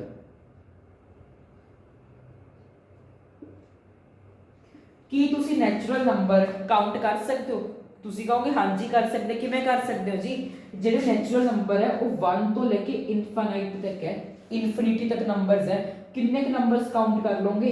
ਇਨਫਿਨਿਟੀ ਤੱਕ ਨੰਬਰਸ ਹੁੰਦੇ ਨੈਚੁਰਲ ਨੰਬਰ। ਤਾਂ ਜੇ ਮੈਂ ਤੁਹਾਨੂੰ ਕਹਾਂ set of natural number finite ਹੋ ਕੇ ਇਨਫਾਈਨਾਈਟ, ਤਾਂ ਇਹਦਾ ਆਨਸਰ ਆਊਗਾ ਇਨਫਾਈਨਾਈਟ। क्यों? क्योंकि जिहड़ा नेचुरल नंबर दा सेट है वो तो 1 तो लेके इनफिनिटी तक है, इनफाइनाइट नंबर्स है उन्हां नूं आपां काउंट नहीं कर सकते, ते जिस करके वो कहदा सेट बन जाऊगा इनफाइनाइट नंबर्स दा सेट बन जाऊगा। सब तो वधिया एग्जांपल ले लो फिर होल नंबर दा सेट ले लो। चलो होल नंबर दा सेट है कि होल नंबर दा सेट दे विच भी की है इनफाइनाइट दी एग्जांपल होगी। हाँ जी, क्यों? क्योंकि ਇਹਦੇ ਚ ਫਰਕ ਕੀ ਹੈ, 0 ਤੋਂ ਇਨਫਿਨਿਟੀ ਤੱਕ ਨੰਬਰ ਚੱਲਦੇ। ਹੁਣ ਕਾਊਂਟੇਬਲ ਤਾਂ ਫਿਰ ਵੀ ਨਹੀਂ ਹੈਗੇ ਕਿਉਂਕਿ ਇਨਫਾਈਨਾਈਟ ਨੰਬਰਸ ਹੈ, ਕਿੰਨੇ ਕਾਊਂਟ ਕਰ ਲਓਗੇ? ਅਨਕਾਊਂਟੇਬਲ ਹੈ, ਜਿਸ ਕਰਕੇ ਇਹ ਵੀ ਕਾਦੀ ਐਗਜ਼ਾਮਪਲ ਹੈ ਇਨਫਾਈਨਾਈਟ ਸੈਟ ਦੀ। ਹੁਣ ਇੰਟੀਜਰਸ ਹੈ, ਮੈਨੂੰ ਕੋਈ ਕਮੈਂਟ ਵਿੱਚ ਸਾਰੇ ਬੱਚੇ ਦੱਸਣਗੇ ਕਿ ਇੰਟੀਜਰਸ ਇੱਕ फाइनाइट सेट है या इनफाइनाइट सेट है। जे तो फाइनाइट सेट है फिर तो सारे बच्चे F पाउणगे, जे इनफाइनाइट सेट है तो IN पाउणगे। ठीक है जी। जे मैं फिर तो एक कंक्लूजन कड्डा एम्प्टी सेट दा। एम्प्टी सेट की हुंदा एक इहो जिहा सेट जिस कोई भी एलीमेंट नहीं है, कोई भी एलीमेंट नहीं है, उन्होंने बोलते हैं एम्प्टी सेट। जिवें इस वीडियो उत्ते बायो दा कोई भी स्टूडेंट नहीं होगा, मैं सुपर मैडिकल नहीं कह रहा, मैडिकल तो कोई भी स्टूडेंट इस वीडियो के उत्ते नहीं होगा। ਉਹ ਕੀ ਹੋ ਜਾਊਗਾ ਜੇ ਮੈਂ ਪੁੱਛਿਆ ਇਸ ਵੀਡੀਓ ਉੱਤੇ ਸੁਪਰ ਮੈਡੀਕਲ ਕੱਲੇ ਮੈਡੀਕਲ ਦੇ ਸਟੂਡੈਂਟਸ ਕਿੰਨੇ ਹੈ, ਤੁਸੀਂ ਕਹੋਗੇ ਕੋਈ ਵੀ ਨਹੀਂ ਹੈ, ਜਾਂ ਫਿਰ ਤੁਸੀਂ ਕਹਿ ਸਕਦੇ ਹੋ 5 5 ਦਾ ਮਤਲਬ ਐਮਪਟੀ ਸੈਟ, ਇਹਨੂੰ ਆਪਾਂ ਰਿਪਰੈਜ਼ੈਂਟ ਕਰਦੇ ਆ। ਫਿਰ ਆਪਾਂ ਗੱਲ ਕੀਤੀ ਫਾਈਨਾਈਟ। ਫਾਈਨਾਈਟ ਇਹੋ ਜਿਹਾ ਸੈਟ ਹੈ ਜਿਹਦੇ ਤੁਸੀਂ ਐਲੀਮੈਂਟਸ ਕਾਊਂਟ ਕਰ ਸਕਦੇ ਹੋ, ਜਿਵੇਂ ਇਹਦੇ ਵਿੱਚ ਐਲੀਮੈਂਟ ਕਾਊਂਟ ਹੋ ਸਕਦੇ ਹੈ, ਇਹਦੇ ਵਿੱਚ ਕਾਊਂਟ ਹੋ ਸਕਦੇ ਹੈ। ਫਿਰ ਆਪਾਂ ਗੱਲ ਕੀਤੀ ਇਨਫਾਈਨਾਈਟ ਸੈਟ ਦੀ। ਇਨਫਾਈਨਾਈਟ ਸੈਟ ਇਹੋ ਜਿਹਾ ਜਿਹਦੇ ਐਲੀਮੈਂਟਸ ਇਨਫਾਈਨਾਈਟ ਹੈ, ਜਿਹਨੂੰ ਤੁਸੀਂ ਕਾਊਂਟ ਨਹੀਂ ਕਰ ਸਕਦੇ, ਉਹਨੂੰ ਆਪਾਂ ਬੋਲਦੇ ਹਾਂ ਇਨਫਾਈਨਾਈਟ ਸੈਟ। ਹੁਣ ਇਹਦੇ ਵਿੱਚ ਦੋ ਹੋਮਵਰਕ ਦਿੱਤੇ, ਇੱਕ ਤਾਂ ਮੈਂ ਹੋਮਵਰਕ ਦਿੱਤਾ ਸੀ ਕਿ BCNOF ਕੀ ਇਹ ਫਾਈਨਾਈਟ ਸੈਟ ਹੈ ਜਾਂ ਫਿਰ ਨਹੀਂ, ਠੀਕ ਹੈ ਜੀ। दूसरा होमवर्क मैं आ दिता सी कि जेड़ा अपना आ इंटीजर्स है कि इंटीजर्स फाइनाइट सेट है या फिर इनफाइनाइट सेट है। तो सारे जने मेरे कमेंट्स विच जल्द तो जल्द हुणे ही कमेंट करके दसणगे। हुण आपां करदे आ इक्वल सेट्स नूं। ਤਾਂ ਆਪਣੇ ਕੋਲ ਨੈਕਸਟ ਟੌਪਿਕ ਆ ਜਾਂਦਾ ਹੈ ਇਕੁਅਲ ਸੈਟ। ਬਹੁਤ ਈਜ਼ੀ ਹੈ, ਅਗਲੇ 2 ਮਿੰਟ ਬੋਰਡ ਉੱਤੇ ਲਿਓ, ਇਕੁਅਲ ਸੈਟ ਵੀ ਸਮਝ ਆ ਜੂ। ਇਕੁਅਲ ਸੈਟ ਸਭ ਤੋਂ ਪਹਿਲਾਂ ਨਾਮ 'ਚ ਆਪਾਂ ਨੂੰ ਪਤਾ ਲੱਗ ਰਿਹਾ ਕਿ ਇਕੁਅਲ ਦੀ ਕੋਈ ਗੱਲ ਚੱਲ ਰਹੀ ਹੈ। ਇਕੁਅਲ ਮਤਲਬ ਕੀ ਹੁੰਦਾ? ਬਰਾਬਰ। ਕੋਈ ਚੀਜ਼ ਬਰਾਬਰ ਕਦੋਂ ਹੋਊਗੀ? ਜਦੋਂ ਮੰਨ ਲਓ ਮੈਂ ਕਹਾਂ 2 ਨੰਬਰ ਬਰਾਬਰ ਹੈ। 2 ਨੰਬਰ ਬਰਾਬਰ ਕਹਿਣ ਦਾ ਮਤਲਬ ਹੈ ਜੇ ਇੱਥੇ 2 ਲਿਖਿਆ ਹੈ ਤਾਂ ਇੱਥੇ ਵੀ 2 ਹੋਊਗਾ। ਐ ਤਾਂ ਨਹੀਂ 2 ਬਰਾਬਰ 5 ਤਾਂ ਨਹੀਂ ਹੋ ਸਕਦਾ। 2 ਚੀਜ਼ਾਂ ਇੱਧਰ ਪਈਆਂ ਤੇ ਇੱਧਰ ਵੀ 2 ਚੀਜ਼ਾਂ ਪਈਆਂ, ਤਾਂ ਉਹ ਕੀ ਹੋਣਗੀਆਂ? ਬਰਾਬਰ ਹੋਣਗੀਆਂ। ਉਹੀ ਹਿਸਾਬ ਇਕੁਅਲ ਸੈਟ ਦਾ ਹੈ। ਇਕੁਅਲ ਸੈਟ ਦੇ ਕੇਸ 'ਚ ਵੀ ਸਭ ਤੋਂ ਪਹਿਲਾਂ ਤੁਸੀਂ ਚੈੱਕ ਕਰਨਾ ਹੈ number of elements. Number of element ਸਮਝ ਗਏ। ਮੈਂ ਗੱਲ ਕੀਤੀ ਸੀ ਨਾਨ ਮੈਡੀਕਲ ਤੇ ਆਰਟਸ ਦੇ ਸੈੱਟ ਦੀ। ਨਾਨ ਮੈਡੀਕਲ ਦੇ ਸੈੱਟਸ ਦੇ ਵਿੱਚ ਸੀਗੇ ਰਾਮ, ਸੀਆ ਤੇ ਸ਼ਾਮ। ਫਿਰ ਜੇ ਆਪਾਂ ਗੱਲ ਕਰੀਏ ਉਹਨਾਂ ਦੀ ਆਰਟਸ ਵਾਲੇ ਸੈੱਟ ਦੀ, ਉਹਦੇ ਵਿੱਚ ਸੀਗੇ ਦਿਲਪ੍ਰੀਤ, ਲਵਪ੍ਰੀਤ ਤੇ ਗੁਰਨੂਰ। ਹੁਣ ਤੁਸੀਂ ਸਭ ਤੋਂ ਪਹਿਲੀ ਚੀਜ਼ ਕੀ ਦੇਖਣੀ ਹੈ? ਜੇ ਇਹਨਾਂ ਨੂੰ ਇਕੁਅਲ ਸੈੱਟ ਦੇਖਣਾ ਹੈ ਤਾਂ ਦੇਖੋ ਨੰਬਰ ਆਫ ਐਲੀਮੈਂਟਸ। ਇੱਧਰ ਵੀ 3 ਹੈ, ਇੱਧਰ ਵੀ 3 ਹੈ। ਪਹਿਲੀ ਕੰਡੀਸ਼ਨ ਹੋ ਗਈ। ਦੂਜੀ ਕੰਡੀਸ਼ਨ ਇਸ ਸੈੱਟ ਦੀ ਇਹ ਬੋਲਦੀ ਹੈ ਕਿ ਜਿਹੜੇ ਤੁਸੀਂ ਨੰਬਰ ਆਫ ਐਲੀਮੈਂਟਸ ਦੇਖੇ ਹੈ ਉਹ ਸਾਰੇ ਸੇਮ ਹੋਣੇ ਚਾਹੀਦੇ। ਹੁਣ ਤੁਸੀਂ ਮੈਨੂੰ ਆਏ ਦੱਸੋ ਉਸ ਸੈੱਟ ਦੇ ਵਿੱਚ ਸਾਰੇ ਐਲੀਮੈਂਟ ਸੇਮ ਸੀਗੇ? ਉਹ ਤਾਂ ਸਾਰੇ ਅਲੱਗ-ਅਲੱਗ ਸੀ। ਇੱਧਰ ਰਾਮ, ਸੀਆ ਤੇ ਸ਼ਾਮ ਸੀ, ਇੱਧਰ ਲਵਪ੍ਰੀਤ, ਦਿਲਪ੍ਰੀਤ ਤੇ ਗੁਰਨੂਰ ਸੀ। ਇਹ ਤਾਂ ਸਾਰੇ ਅਲੱਗ-ਅਲੱਗ ਲੋਕ ਹੈ। ਤਾਂ ਇਹ ਸੈੱਟ ਕੀ ਹੋ ਗਿਆ? ਇਕੁਅਲ ਸੈੱਟ ਦੀ ਐਗਜ਼ਾਮਪਲ ਨਹੀਂ ਬਣੂਗੀ। ਕਿਉਂ ਨਹੀਂ ਬਣੀ? ਕਿਉਂਕਿ ਇਹ ਸੇਮ ਹੀ ਨਹੀਂ ਸੀ ਇਹ ਐਲੀਮੈਂਟਸ। ਤਾਂ ਮੰਨ ਲਓ ਮੈਂ ਤੁਹਾਨੂੰ ਇੱਕ A ਸੈੱਟ ਦਵਾਂ 1 2 3 4 ਦਾ, ਇੱਕ ਮੈਂ B ਸੈੱਟ ਦਵਾਂ 3 4 1 2। ਹੁਣ ਜੇ ਮੈਂ ਤੁਹਾਨੂੰ ਪੁੱਛਾਂ ਕਿ ਆ ਦੋਨੋਂ ਸੈਟਸ ਬਰਾਬਰ ਹੋਣਗੇ? ਹਾਂਜੀ। ਤਾਂ ਮੈਨੂੰ ਆਏ ਦੱਸੋ ਸਭ ਤੋਂ ਪਹਿਲੇ ਤਾਂ ਦੋਨੋਂ ਸੈਟਸ ਨੂੰ ਬਰਾਬਰ ਦੇਖਣ ਵਾਸਤੇ ਐਲੀਮੈਂਟ ਦੇਖ ਲਓ। 1 2 3 4 4 ਐਲੀਮੈਂਟ ਉੱਪਰਲੇ ਚ ਹੈ। 1 2 3 4 4 ਹੀ ਐਲੀਮੈਂਟਸ ਵਿੱਚ ਹੈ। ਉੱਪਰ ਨੀਚੇ ਦੋਨਾਂ 4 ਐਲੀਮੈਂਟ ਹੈ। ਪਹਿਲੀ ਕੰਡੀਸ਼ਨ ਪੂਰੀ ਹੋ ਗਈ। ਹੁਣ 1 ਇਸ ਸੈੱਟ ਵਿੱਚ ਆ ਰਹੇ, ਤੁਸੀਂ ਦੇਖੋਗੇ ਹਾਂਜੀ ਜੀ ਆ ਰਹੇ, ਠੀਕ ਹੈ ਜੀ। ਫਿਰ 2 ਕੀ ਇਸ ਸੈੱਟ ਵਿੱਚ ਆ ਰਹੇ? ਹਾਂਜੀ 2 ਵੀ ਆ ਰਹੇ। ਫਿਰ 3 ਵੀ ਆ ਰਹੇ। 4 ਤਾਂ ਆਪਾਂ ਦੇਖਿਆ ਚਾਰੋਂ ਐਲੀਮੈਂਟਸ ਇਹਨਾਂ ਦੋਨਾਂ 'ਚ ਸੇਮ ਹੈ। ਸਾਰੇ ਐਲੀਮੈਂਟ ਸੇਮ ਆ ਰਹੇ ਹੈ। ਇੱਧਰ ਵੀ 1 2 3 4 ਹੈ, ਇੱਧਰ ਵੀ 1 2 3 4 ਹੈ। ਨੰਬਰ ਆਫ ਐਲੀਮੈਂਟਸ ਵੀ ਸੇਮ ਹੈ ਤੇ ਐਲੀਮੈਂਟਸ ਵੀ ਸੇਮ ਹੈ। ਫਰਕ ਕੀ ਹੈ? ਬਸ ਇੱਧਰ ਉਲਟ ਪੁਲਟ ਕਰਕੇ ਲਿਖੇ ਹੋਏ ਹੈ। ਤਾਂ ਜਦੋਂ ਆਪਾਂ ਦੇਖਿਆ ਦੋਨਾਂ ਦੇ ਵਿੱਚ ਨੰਬਰ ਆਫ ਐਲੀਮੈਂਟਸ ਵੀ ਸੇਮ ਹੈ ਤੇ ਐਲੀਮੈਂਟਸ ਵੀ ਸੇਮ ਹੈ। ਜੇ ਇੱਧਰ 1 ਹੈ ਤੇ ਇੱਧਰ ਵੀ 1 ਹੈ, ਇੱਧਰ 2 ਹੈ ਤੇ ਇੱਧਰ ਵੀ 2 ਹੈ, ਇੱਧਰ 3 ਹੈ ਤੇ ਇੱਧਰ ਵੀ 3 ਹੈ, ਇੱਧਰ 4 ਹੈ ਤੇ ਇੱਧਰ ਵੀ 4 ਹੈ। ਤਾਂ ਆਪਾਂ ਇਹ ਕਹਿ ਸਕਦੇ ਹਾਂ ਜਿਹੜਾ A ਸੈੱਟ ਹੈ ਉਹ ਬਰਾਬਰ ਹੋਊਗਾ B ਸੈੱਟ ਦੇ। ਸਭ ਨੂੰ ਸਮਝ ਆਇਆ? ਇਕੁਅਲ ਸੈੱਟ ਕੀ ਹੁੰਦਾ ਹੈ? ਜਦੋਂ ਨੰਬਰ ਆਫ ਐਲੀਮੈਂਟਸ ਵੀ ਸੇਮ ਹੋਣ ਤੇ ਜਿਹੜੇ ਐਲੀਮੈਂਟਸ ਆ ਉਹ ਵੀ ਸੇਮ ਹੋਣੇ ਚਾਹੀਦੇ ਆ, ਤਾਂ ਉਹ ਦੋਨੋਂ ਸੈਟਸ ਕੀ ਕਹਿਲਾਉਂਦੇ ਆ? ਆਪਣੇ ਇਕੁਅਲ ਸੈਟ ਕਹਿਲਾਉਂਦੇ ਆ। ਤੇ ਇਹਨੂੰ ਆਪਾਂ ਲਿਖਦੇ ਕਿਵੇਂ ਆ? A ਬਰਾਬਰ B, A ਬਰਾਬਰ B। ਤਾਂ ਇਹਦਾ ਕਹਿਣ ਦਾ ਮਤਲਬ ਹੈ ਕਿ ਜਿਹੜੇ A ਤੇ B ਦੇ ਐਲੀਮੈਂਟਸ ਉਹ ਸੇਮ ਹੈ। ਦੂਜੀ ਗੱਲ ਉਹਨਾਂ ਐਲੀਮੈਂਟਸ ਵੀ ਬਰਾਬਰ ਹੈ, ਠੀਕ ਹੈ ਜੀ। ਹੁਣ ਇੱਕ ਕੁਐਸਚਨ ਕਰਾਂਗਾ ਮੈਂ ਤੁਹਾਨੂੰ।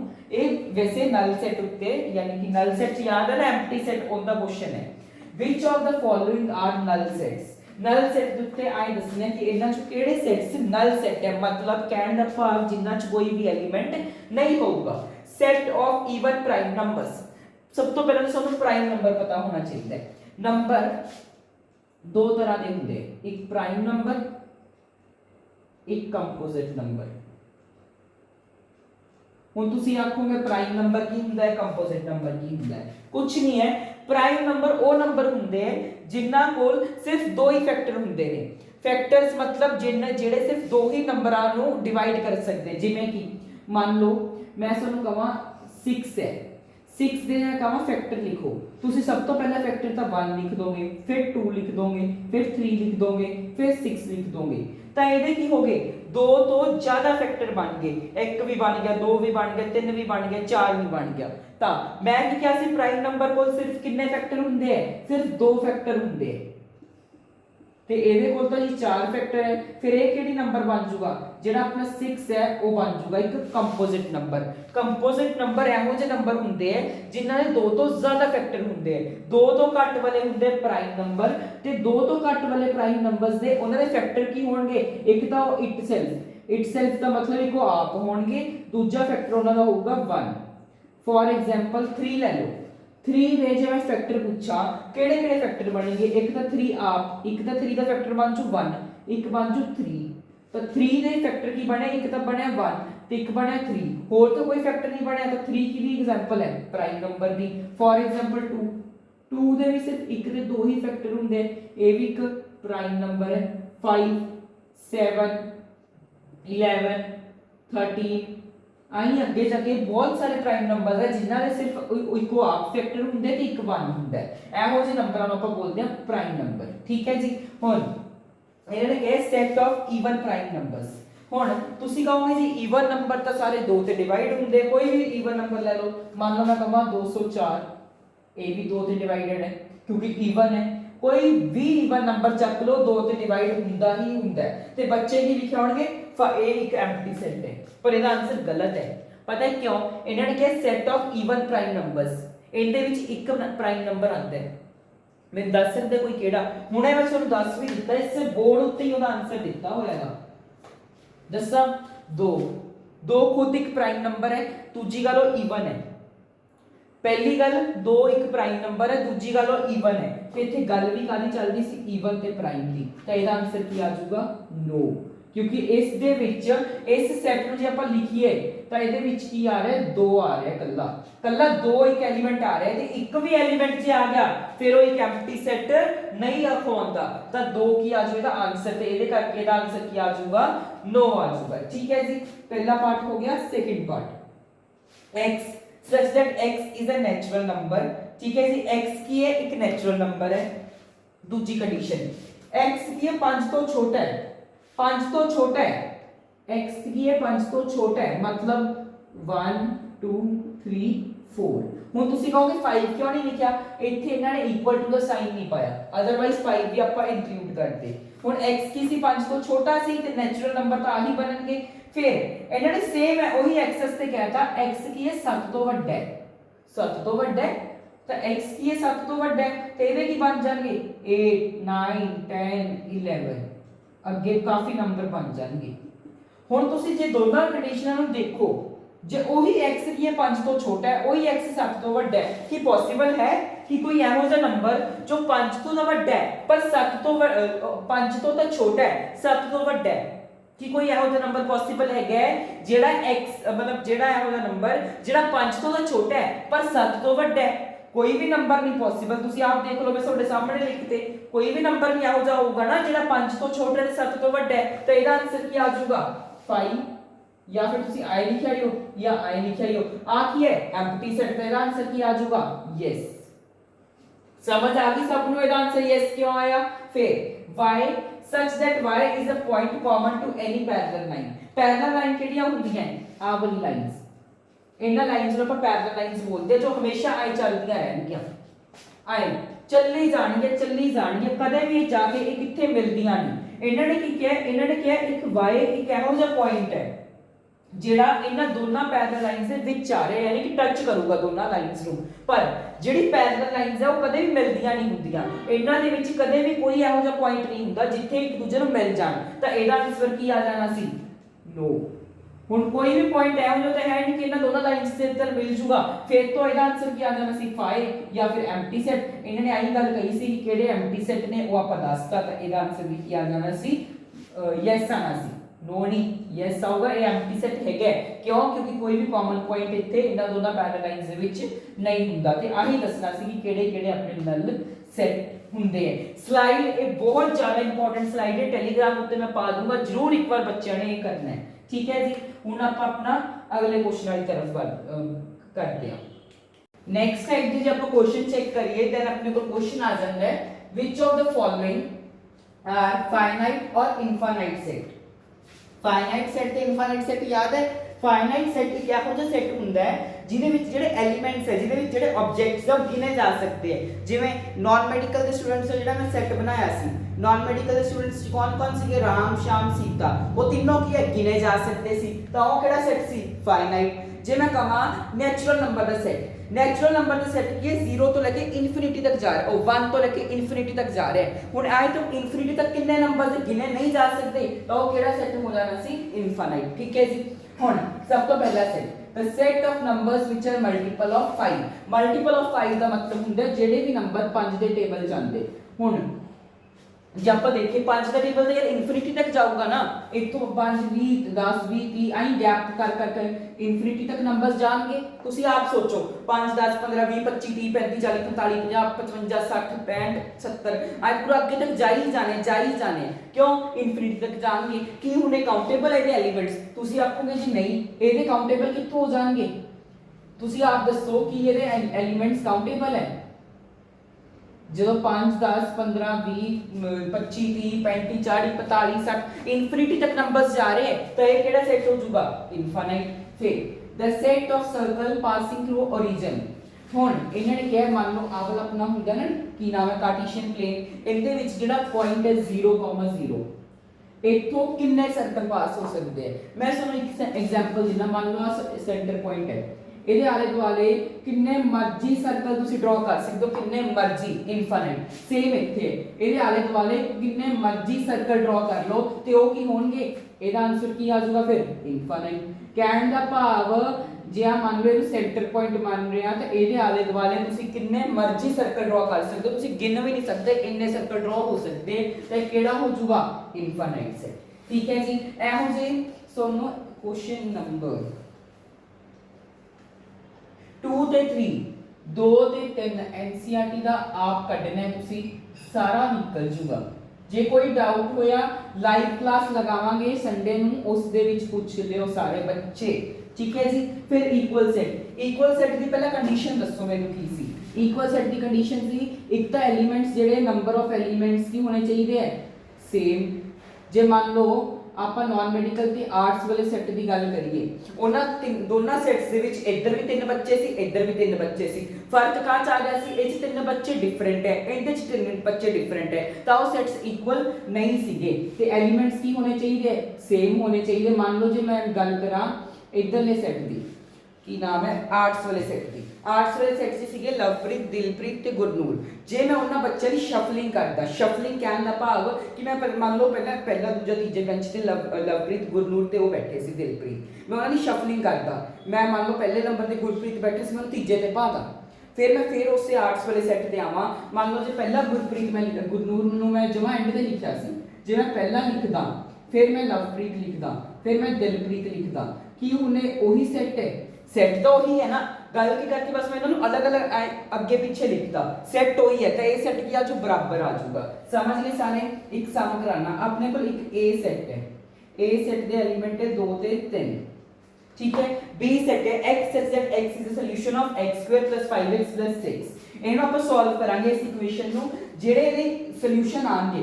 ਸੋਲੂਸ਼ਨ ਦਾ ਮਤਲਬ ਹੁੰਦਾ ਹੈ ਇਹੋ ਜਿਹੀ x ਦੀ ਵੈਲਿਊ ਕੀ ਪੁੱਟ ਕਰਾਂ ਕਿ ਸਾਰੀ ਇਕੁਏਸ਼ਨ 0 ਹੋ ਜੇ, ਠੀਕ ਹੈ ਜੀ।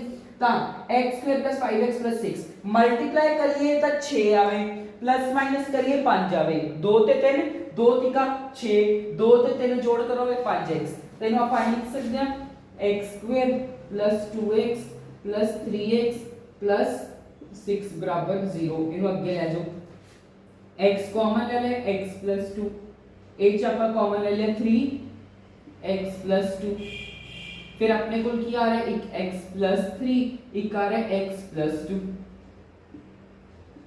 तो आप देखिए एक तो अपनी x की वैल्यू आ रही है -2, एक x की वैल्यू आ रही है -3, तो जे आप देखिए बी सेट लिखिए तो बी सेट की आ जाऊगा -2 ते -3। हुण पहले तो नंबर ऑफ एलिमेंट देख लो, इधर भी 2 है इधर भी 2 है। हुण पहला ये देखो कि 2 इस विच आ रहे, तुसी आखोगे जी हाँ जी 2 आ रहे, मैं आखू नहीं, क्यों? क्योंकि ये की है -2, ये की है +2, -2 ते +2 ते -3 ते +3 च बहुत फर्क है। क्यों? -2 ते 2 दे विच पता किन्ने नंबर आ जांदे 0 1 ते पता किन्ने डेसिमल नंबर्स भी आ जांदे। तो तुसी ये गल पल्ले बन लो जिवें 2 ते -2 बहुत अलग अलग नंबर्स हैं, ये दोनों सेट्स के इक्वल नहीं होंगे, कारण क्योंकि एच +2 है एच -2 है, एच +3 है एच -3 है। जेडे ये नंबर्स है ना ये बहुत डिफरेंट है, +2 -2 कदे बराबर नहीं हो सकते, +3 -3 कदे बराबर नहीं हो सकते। तो ਇਹਦਾ आंसर ਕੀ ਆ ਜਾਊਗਾ A set not equal to B set. ठीक है जी, समझ आ गई क्यों ए ते बी इक्वल नहीं है? क्योंकि ए च 2 ते 3 आ रहे सी, ਇਹਦੇ ਚ -2 ਤੇ -3 आ रहे सी, पर कदे भी -2 ਤੇ 2 इक्वल नहीं हो सकते, -3 ਤੇ 3 बराबर नहीं हो सकते। ठीक है जी, फिर a x such that x is a letter in word follow, दिख रहा सुन? हाँ दिख रहा, ठीक है। x such that x is a letter in word follow. हुण मैं जदों भी ਤੁਹਾਨੂੰ ਆਖਿਆ ਸੀ ਐਵੇਂ वर्ड आ जाए ਤੁਸੀਂ ਸਾਰੇ ਅੱਖਰ ਲਿਖ ਦਿਓ ਪਰ ਰਿਪੀਟ ਨਾ ਹੋਣ ਦਿਓ ਕੋਈ ਵੀ ਅੱਖਰ। a सेट है एच ओ एल, हुण एक वर्ड होर एल आ गया, आपां लिखांगे नहीं, ओ भी दोबारा आ गया, आपां लिखांगे नहीं, नंबर नहीं रिपीट होने देना, एलिमेंट दोबारा दोबारा नहीं लिखना।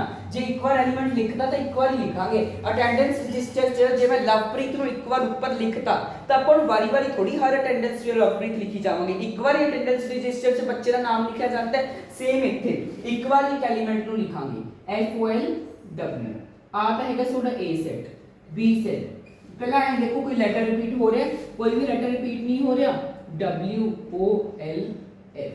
हुण पहले चेक करो नंबर ऑफ एलिमेंट्स, इधर भी 4 है इधर भी 4 है, कि F इस सेट विच आ रहे तुसी देखोगे हाँ जी जी आ रहे हैं, कि O इस सेट विच आ रहे तुसी आखोगे हाँ जी आ रहे हैं, कि L इस सेट विच आ रहे तुसी आखोगे हाँ जी जी आ रहे हैं। फिर तुसी देखो W आ रहे W भी आ रहे, तो तुसी देखिया चारों का नंबर ऑफ सेट, चारों नंबर ऑफ एलिमेंट्स भी बराबर है, एलिमेंट सारे सेम है, ताकि हो जाऊगा A बराबर B सेट। समझ आ गई सारे बच्चों को? काफी इजी सी। इनके नाल दा सम क्या हैगा एनसीईआरटी च खोलो, एक था 6th ते एक 4th, 6th ते 4th एनसीईआरटी ओपन कर लियो, ए जमा एक नाल दे सम है, तुसी आराम नाल कर लोगे जे तुसी ध्यान नाल हले तक पढ़े हो। टेंशन नहीं लेनी, सारी स्लाइड्स हुण ओदे उत्ते मिल जूगी टेलीग्राम उत्ते। ठीक है जी, चलो हुण आपां अपनी नेक्स्ट स्लाइड की तरफ चलते हैं। अगला अपने को इंपॉर्टेंट टॉपिक आ जाता है सबसेट। काफी इंपॉर्टेंट टॉपिक है, अगे हर एक चैप्टर च हर एक नहीं कह सकते, ट्रिग्नोमेट्री रिलेशन एंड फंक्शंस तो काफी ज्यादा काम आंदा है सबसेट। सबसेट सब तो पहला सबसेट समझांगे हुंदा की है। मान लो मैं तुहानू एक ए सेट देता, ए सेट देता, मान लो वो हैगा छोटी क्लास दे स्टूडेंट्स का, छोटी क्लास दे स्टूडेंट्स का ए सेट हैगा छोटी क्लास दे स्टूडेंट्स का, या फिर तुसीं इहनूं ऐ कह लो इस सेट दे विच हैगे 3 बच्चे लवप्रीत, दिलप्रीत ते गुरनूर। ठीक है जी, ये 3 बच्चे हैगे ਤੁਹਾਡੇ ए सेट ਦੇ ਵਿੱਚ। ठीक है, B सेट देता मैं ਤੁਹਾਨੂੰ गुरनूर ਦਾ ਤੇ ਦਿਲਪ੍ਰੀਤ ਦਾ। ਹੁਣ ਜੇ ਮੈਂ ਤੁਹਾਨੂੰ ਕਹਾਂ B सेट ਤੇ B set A set the subset है, कहने ਦਾ ਭਾਵ ਜਿਹੜੇ B ਦਾ हर एक एलिमेंट मतलब ਜਿਹੜੇ भी एलिमेंट्स B ਚ है कि वो एलिमेंट्स A ਦੇ ਵਿੱਚ ਆ ਰਹੇ, चेक करो। लव गुरनूर है, गुरनूर की A ਦੇ ਵਿੱਚ ਆ ਰਹੇ ਤੁਸੀਂ ਦੇਖੋਗੇ हाँ जी आ रहे, कि दिलप्रीत A ਵਿੱਚ ਆ ਰਹੇ ਤੁਸੀਂ ਦੇਖੋਗੇ हाँ जी आ रहे। ਤਾਂ ਆਪਾਂ ਐਂ ਕਹਿ ਸਕਦੇ ਹਾਂ ਜਿਹੜਾ B ਹੈ ਉਹ सबसेट है A ਦਾ, A ਨੂੰ ਕਹਿੰਦੇ ਆਪਾਂ सबसेट।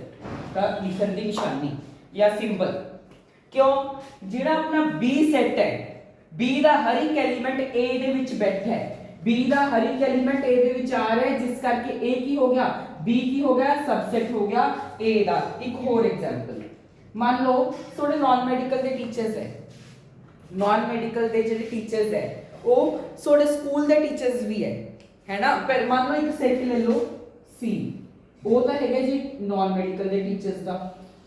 D ਇੱਕ ਸੈਟ ਹੈਗਾ ਆਰਟਸ ਦੇ ਟੀਚਰਸ ਦਾ, ਠੀਕ ਹੈ ਜੀ। ਤੇ E ਆਪਣੇ ਕੋਲ ਇੱਕ ਸੈਟ ਹੈਗਾ ਕਮਰਸ਼ੀਅਲ ਟੀਚਰਸ ਦਾ। ਤੇ F ਇੱਕ ਸੈਟ ਹੈਗਾ ਆਲ ਟੀਚਰਸ ਦਾ। ਗੱਲ ਸਮਝ ਆ ਗਈ।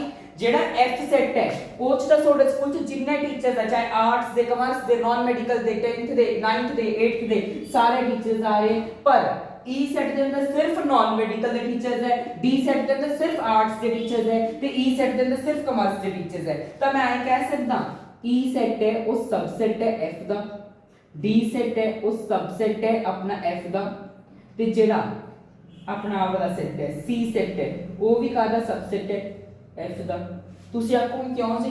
ਜਿਹੜਾ ਨਾਨ ਮੈਡੀਕਲ ਦੇ ਟੀਚਰਸ ਹੈ ਉਹ ਤੁਹਾਡੇ ਆਲ ਟੀਚਰ ਦੇ ਸੈਟਸ 'ਚ ਵੀ ਆਉਣਗੇ, ਕਿਉਂਕਿ ਦੇਖੋ ਆਹ ਤਾਂ ਇੱਕ ਸਪੈਸੀਫਿਕ ਸੈਟ ਸੀ। ਇਹਦੇ ਜਿਹੜੇ ਹਰ ਇੱਕ ਟੀਚਰ ਹੈ ਉਹ ਤੁਹਾਡੇ ਪੂਰੇ ਸਕੂਲ ਦੇ ਟੀਚਰਸ 'ਚ ਵੀ ਮੰਨੇ ਜਾਣਗੇ। ਜਿਹੜੇ ਆਰਟਸ ਵਾਲੇ ਟੀਚਰਸ ਹੈ ਉਹ ਇਸ ਪੂਰੇ ਸੈਟ ਦੇ ਵਿੱਚ ਵੀ ਮੰਨੇ ਆਉਣਗੇ ਨਾ। ਤਾਂ ਜਿਸ ਕਰਕੇ ਆਪਾਂ ਇਹ ਕਹਿ ਸਕਦੇ ਹਾਂ E subset F, D subset F, C subset F। ਗੱਲ ਤਾਂ ਸਹੀ ਹੈ ਨਾ। ਮੰਨ ਲਓ ਮੈਂ ਤੁਹਾਨੂੰ ਆਖਾਂ ਤੁਹਾਡੇ ਇੱਕ ਉਹ ਹੈ, ਇੱਕ ਮਿੰਟ ਇੱਧਰ ਕਰਦੇ ਆ ਇਹਨੂੰ। मान लो एक ਤੁਹਾਡੇ ਕੋਲ A ਸੈਟ ਹੈ, ਪੀਜ਼ਾ, 버ਗਰ, ਫ੍ਰੈਂਚ ਫ੍ਰਾਈਜ਼। ਬਈ ਸਪੈਲਿੰਗ ਸਕੂਲਿੰਗ ਗਲਤ ਹੋ ਗਿਆ ਤਾਂ ਗੁੱਸਾ ਨਾ ਕਰਿਓ, ਠੀਕ ਹੈ। ਭੁੱਖ ਤਾਂ ਤੁਹਾਨੂੰ ਹੁਣੇ ਲਵਾ ਦੂੰਗਾ, ਵੀਡੀਓ ਦੇ ਵਿੱਚ ਹੀ ਭੁੱਖ ਲਵਾ ਦੂੰਗਾ ਸਾਰੇ ਬੱਚਿਆਂ ਨੂੰ। ਤੇ ਕੋਲਡ ਡਰਿੰਕ। ਹਾਏ ਕਿੰਨਾ ਸਮਾਨ ਵਧੀਆ ਵਧੀਆ ਲਿਖਤਾ ਸਰ ਤੁਸੀਂ, ਸਾਨੂੰ ਤਾਂ ਖਾਣਾ ਸੀ, ਖਵਾ ਲਾਂਗੇ। ਪਹਿਲਾਂ ਪੜੋ ਸਾਰੇ ਜਣੇ। B ਸੈਟ ਹੈ, ਇਹ ਤਾਂ ਮੰਨ ਲਓ ਤੁਹਾਡੀ ਕੈਂਟੀਨ ਹੈ ਸਕੂਲ ਦੇ ਵਿੱਚ। ਮੈਨੂੰ ਪਤਾ ਹੈ ਤੁਹਾਡੇ ਸਕੂਲਾਂ 'ਚ ਕੈਂਟੀਨ ਨਹੀਂ ਹੋਊਗੀ। ਜੇ ਕਿਸੇ ਸਕੂਲ ਦੀ ਕੈਂਟੀਨ ਦੀ ਗੱਲ ਕਰੀਏ ਉਹਦੇ ਵਿੱਚ ਪੀਜ਼ਾ, 버ਗਰ, ਫ੍ਰੈਂਚ ਫ੍ਰਾਈਜ਼, ਕੋਲਡ ਡਰਿੰਕ ਮਿਲ ਰਿਹਾ ਹੈ। B ਮੰਨ ਲਓ ਮੈਂ B ਆ, ਮੇਰੇ ਕੋਲ ਇਹਨਾਂ ਵਿੱਚੋਂ ਪੀਜ਼ਾ ਦਾ ਤੇ ਕੋਲਡ ਡਰਿੰਕ ਹੈ, ਠੀਕ ਹੈ ਜੀ।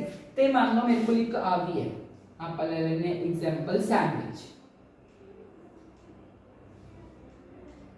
ਹੁਣ ਤੁਸੀਂ ਮੈਨੂੰ ਆਏ ਦੱਸਣਾ ਹੈ, ਮੰਨ ਲਓ B ਜਿਹੜਾ A ਸੈਟ ਸੀ ਉਹ ਚ ਪੀਜ਼ਾ, 버ਗਰ, ਫ੍ਰੈਂਚ ਫ੍ਰਾਈਜ਼, ਕੋਲਡ ਡਰਿੰਕ ਸੀ। B ਜਿਹੜਾ ਮੇਰੇ ਕੋਲ ਹੈ, ਮੇਰੇ ਕੋਲ ਕੀ ਹੈ? ਪੀਜ਼ਾ, ਕੋਲਡ ਡਰਿੰਕ ਤੇ ਸੈਂਡਵਿਚ। ਕੀ B ਸਬਸੈਟ ਹੋਊਗਾ A ਦਾ? ਕਹਿਣ ਦਾ ਭਾਵ B ਦਾ ਹਰ ਇੱਕ ਐਲੀਮੈਂਟ, ਮੈਂ ਵਰਡ ਯੂਜ਼ ਕੀਤਾ ਹਰ ਇੱਕ ਐਲੀਮੈਂਟ A ਵਿੱਚ ਆ ਰਿਹਾ। ਤੁਸੀਂ ਪਹਿਲਾਂ ਦੇਖੋਗੇ ਪੀਜ਼ਾ, ਤੁਸੀਂ ਦੇਖੋਗੇ ਪੀਜ਼ਾ ਤਾਂ ਜੀ ਆ ਰਿਹਾ, ਫਿਰ ਤੁਸੀਂ ਦੇਖੋਗੇ ਕੋਲਡ ਡਰਿੰਕ ਵੀ ਆ ਰਿਹਾ, ਪਰ ਸੈਂਡਵਿਚ ਤਾਂ ਇਹਦੇ ਅੰਦਰ ਹੈ ਹੀ ਨਹੀਂ। ਮੇਰੇ ਕੋਲ ਤਾਂ ਸੈਂਡਵਿਚ ਵੀ ਹੈ ਪਰ ਕੈਂਟੀਨ ਵਿੱਚ ਤਾਂ ਸੈਂਡਵਿਚ ਮਿਲਦਾ ਹੀ ਨਹੀਂ। ਤਾਂ ਆਪਾਂ ਇਹ ਕਵਾਂਗੇ ਜਿਹੜਾ B ਹੈ ਉਹ ਨੋਟ ਸਬਸੈਟ ਹੋਊਗਾ A ਦਾ। ਜਿਵੇਂ ਆਪਾਂ ਬਿਲੋਂਗ ਟੂ I ਲਿਖਦੇ ਸੀ ਉਹਦੇ ਉੱਤੇ ਕ੍ਰਾਸ, ਉਵੇਂ ਇਹਦੇ ਉੱਤੇ ਇੱਕ ਲਾਈਨ ਮਾਰ ਦੇਣੀ ਹੈ। ਸਮਝ ਆ ਗਈ? ਜੇ ਤਾਂ ਕੋਈ ਐਲੀਮੈਂਟ ਸਬਸੈਟ ਹੋਊਗਾ, ਜੇ B ਸਬਸੈਟ A ਦਾ ਹੁੰਦਾ ਤਾਂ ਇੱਥੇ ਸੈਂਡਵਿਚ ਨਾ ਹੁੰਦਾ, ਕੱਲਾ ਪੀਜ਼ਾ, ਕੋਲਡ ਡਰਿੰਕ ਹੁੰਦਾ। ਤਾਂ ਕਹਿਣ ਦਾ ਭਾਵ ਹੈ ਜੇ ਕੋਈ ਚੀਜ਼ ਕਿਸੇ ਦੀ ਸਬਸੈਟ ਹੈ ਤਾਂ ਜਿਹੜੇ ਉਹਦੇ ਵਿੱਚ ਐਲੀਮੈਂਟ ਹੈ ਹਰ ਇੱਕ ਐਲੀਮੈਂਟ A ਦੇ ਵਿੱਚ ਹੋਣਾ ਚਾਹੀਦਾ ਸੀ, ਪਰ ਇਹ ਇੱਕ ਸੈਂਡਵਿਚ ਐਕਸਟਰਾ ਹੈ। ਜੇ ਮੰਨ ਲਓ B ਹੈਗਾ ਸਬਸੈਟ A ਦਾ, ਤਾਂ ਮੇਰਾ ਕਹਿਣ ਦਾ ਭਾਵ ਆਏ ਹੈ ਜਿਹੜੇ B ਦੇ ਐਲੀਮੈਂਟਸ ਹੈ, ਜਿੰਨੇ ਵੀ ਆਪਣੇ B ਦੇ ਐਲੀਮੈਂਟਸ ਹੈ ਉਹ ਸਾਰੇ ਐਲੀਮੈਂਟਸ ਆਪਣੇ A ਦੇ ਵਿੱਚ ਜ਼ਰੂਰ ਹੋਣੇ ਹੀ ਹੋਣੇ ਚਾਹੀਦੇ। ਤੁਸੀਂ ਆਪ ਦੇਖੋ ਗੁਰਨੂਰ ਦਿਲਪ੍ਰੀਤ A ਦੇ ਵਿੱਚ ਵੀ ਆ ਰਿਹਾ ਹੈ। ਤਾਂ ਜੇ ਕੋਈ ਵੀ ਸਬਸੈਟ ਕਿਸੇ ਵੀ ਚੀਜ਼ ਦਾ ਹੋਊਗਾ, ਜਿਵੇਂ B ਸਬਸੈਟ A ਦਾ ਹੈ ਤਾਂ B ਦੇ ਹਰ ਇੱਕ ਐਲੀਮੈਂਟ A ਦੇ ਵਿੱਚ ਹੋਣਾ ਹੀ ਚਾਹੀਦਾ ਹੈ। ਜਿਵੇਂ ਇਸ ਕੇਸ ਤੇ ਆ ਜਾਓ, ਇਸ ਤੇ ਆਪਾਂ B ਨॉट ਸਬਸੈਟ A ਕਿਉਂ ਲਿਖਿਆ? ਕਿਉਂਕਿ B ਦੇ ਐਲੀਮੈਂਟਸ ਹਰ ਇੱਕ ਐਲੀਮੈਂਟ A 'ਚ ਨਹੀਂ ਆ ਰਿਹਾ ਸੀ, ਇਹ 'ਚ ਸੈਂਡਵਿਚ ਸੀ, ਸੈਂਡਵਿਚ A ਦੇ ਅੰਦਰ ਨਹੀਂ ਸੀਗਾ ਨਾ, ਜਿਸ ਕਰਕੇ B ਸਬਸੈਟ ਨॉट ਸਬਸੈਟ A ਆ ਗਿਆ ਸੀ। ਸੇਮ ਇਦਾਂ ਦੇਖੋ C ਨॉन ਮੈਡੀਕਲ ਦੇ ਟੀਚਰਸ, ਉਹ ਨॉन ਮੈਡੀਕਲ ਦੇ ਟੀਚਰਸ ਆਲ ਟੀਚਰਸ 'ਚ ਵੀ ਆਉਣਗੇ ਕਿ ਨਹੀਂ ਆਉਣਗੇ, ਤਾਂ ਜਿਸ ਕਰਕੇ ਇਹਨੂੰ ਕੀ ਲਿਖਤਾ ਆਪਾਂ C ਸਬਸੈਟ F ਆਈ E ਸਬਸੈਟ F ਆਈ D ਸਬਸੈਟ F।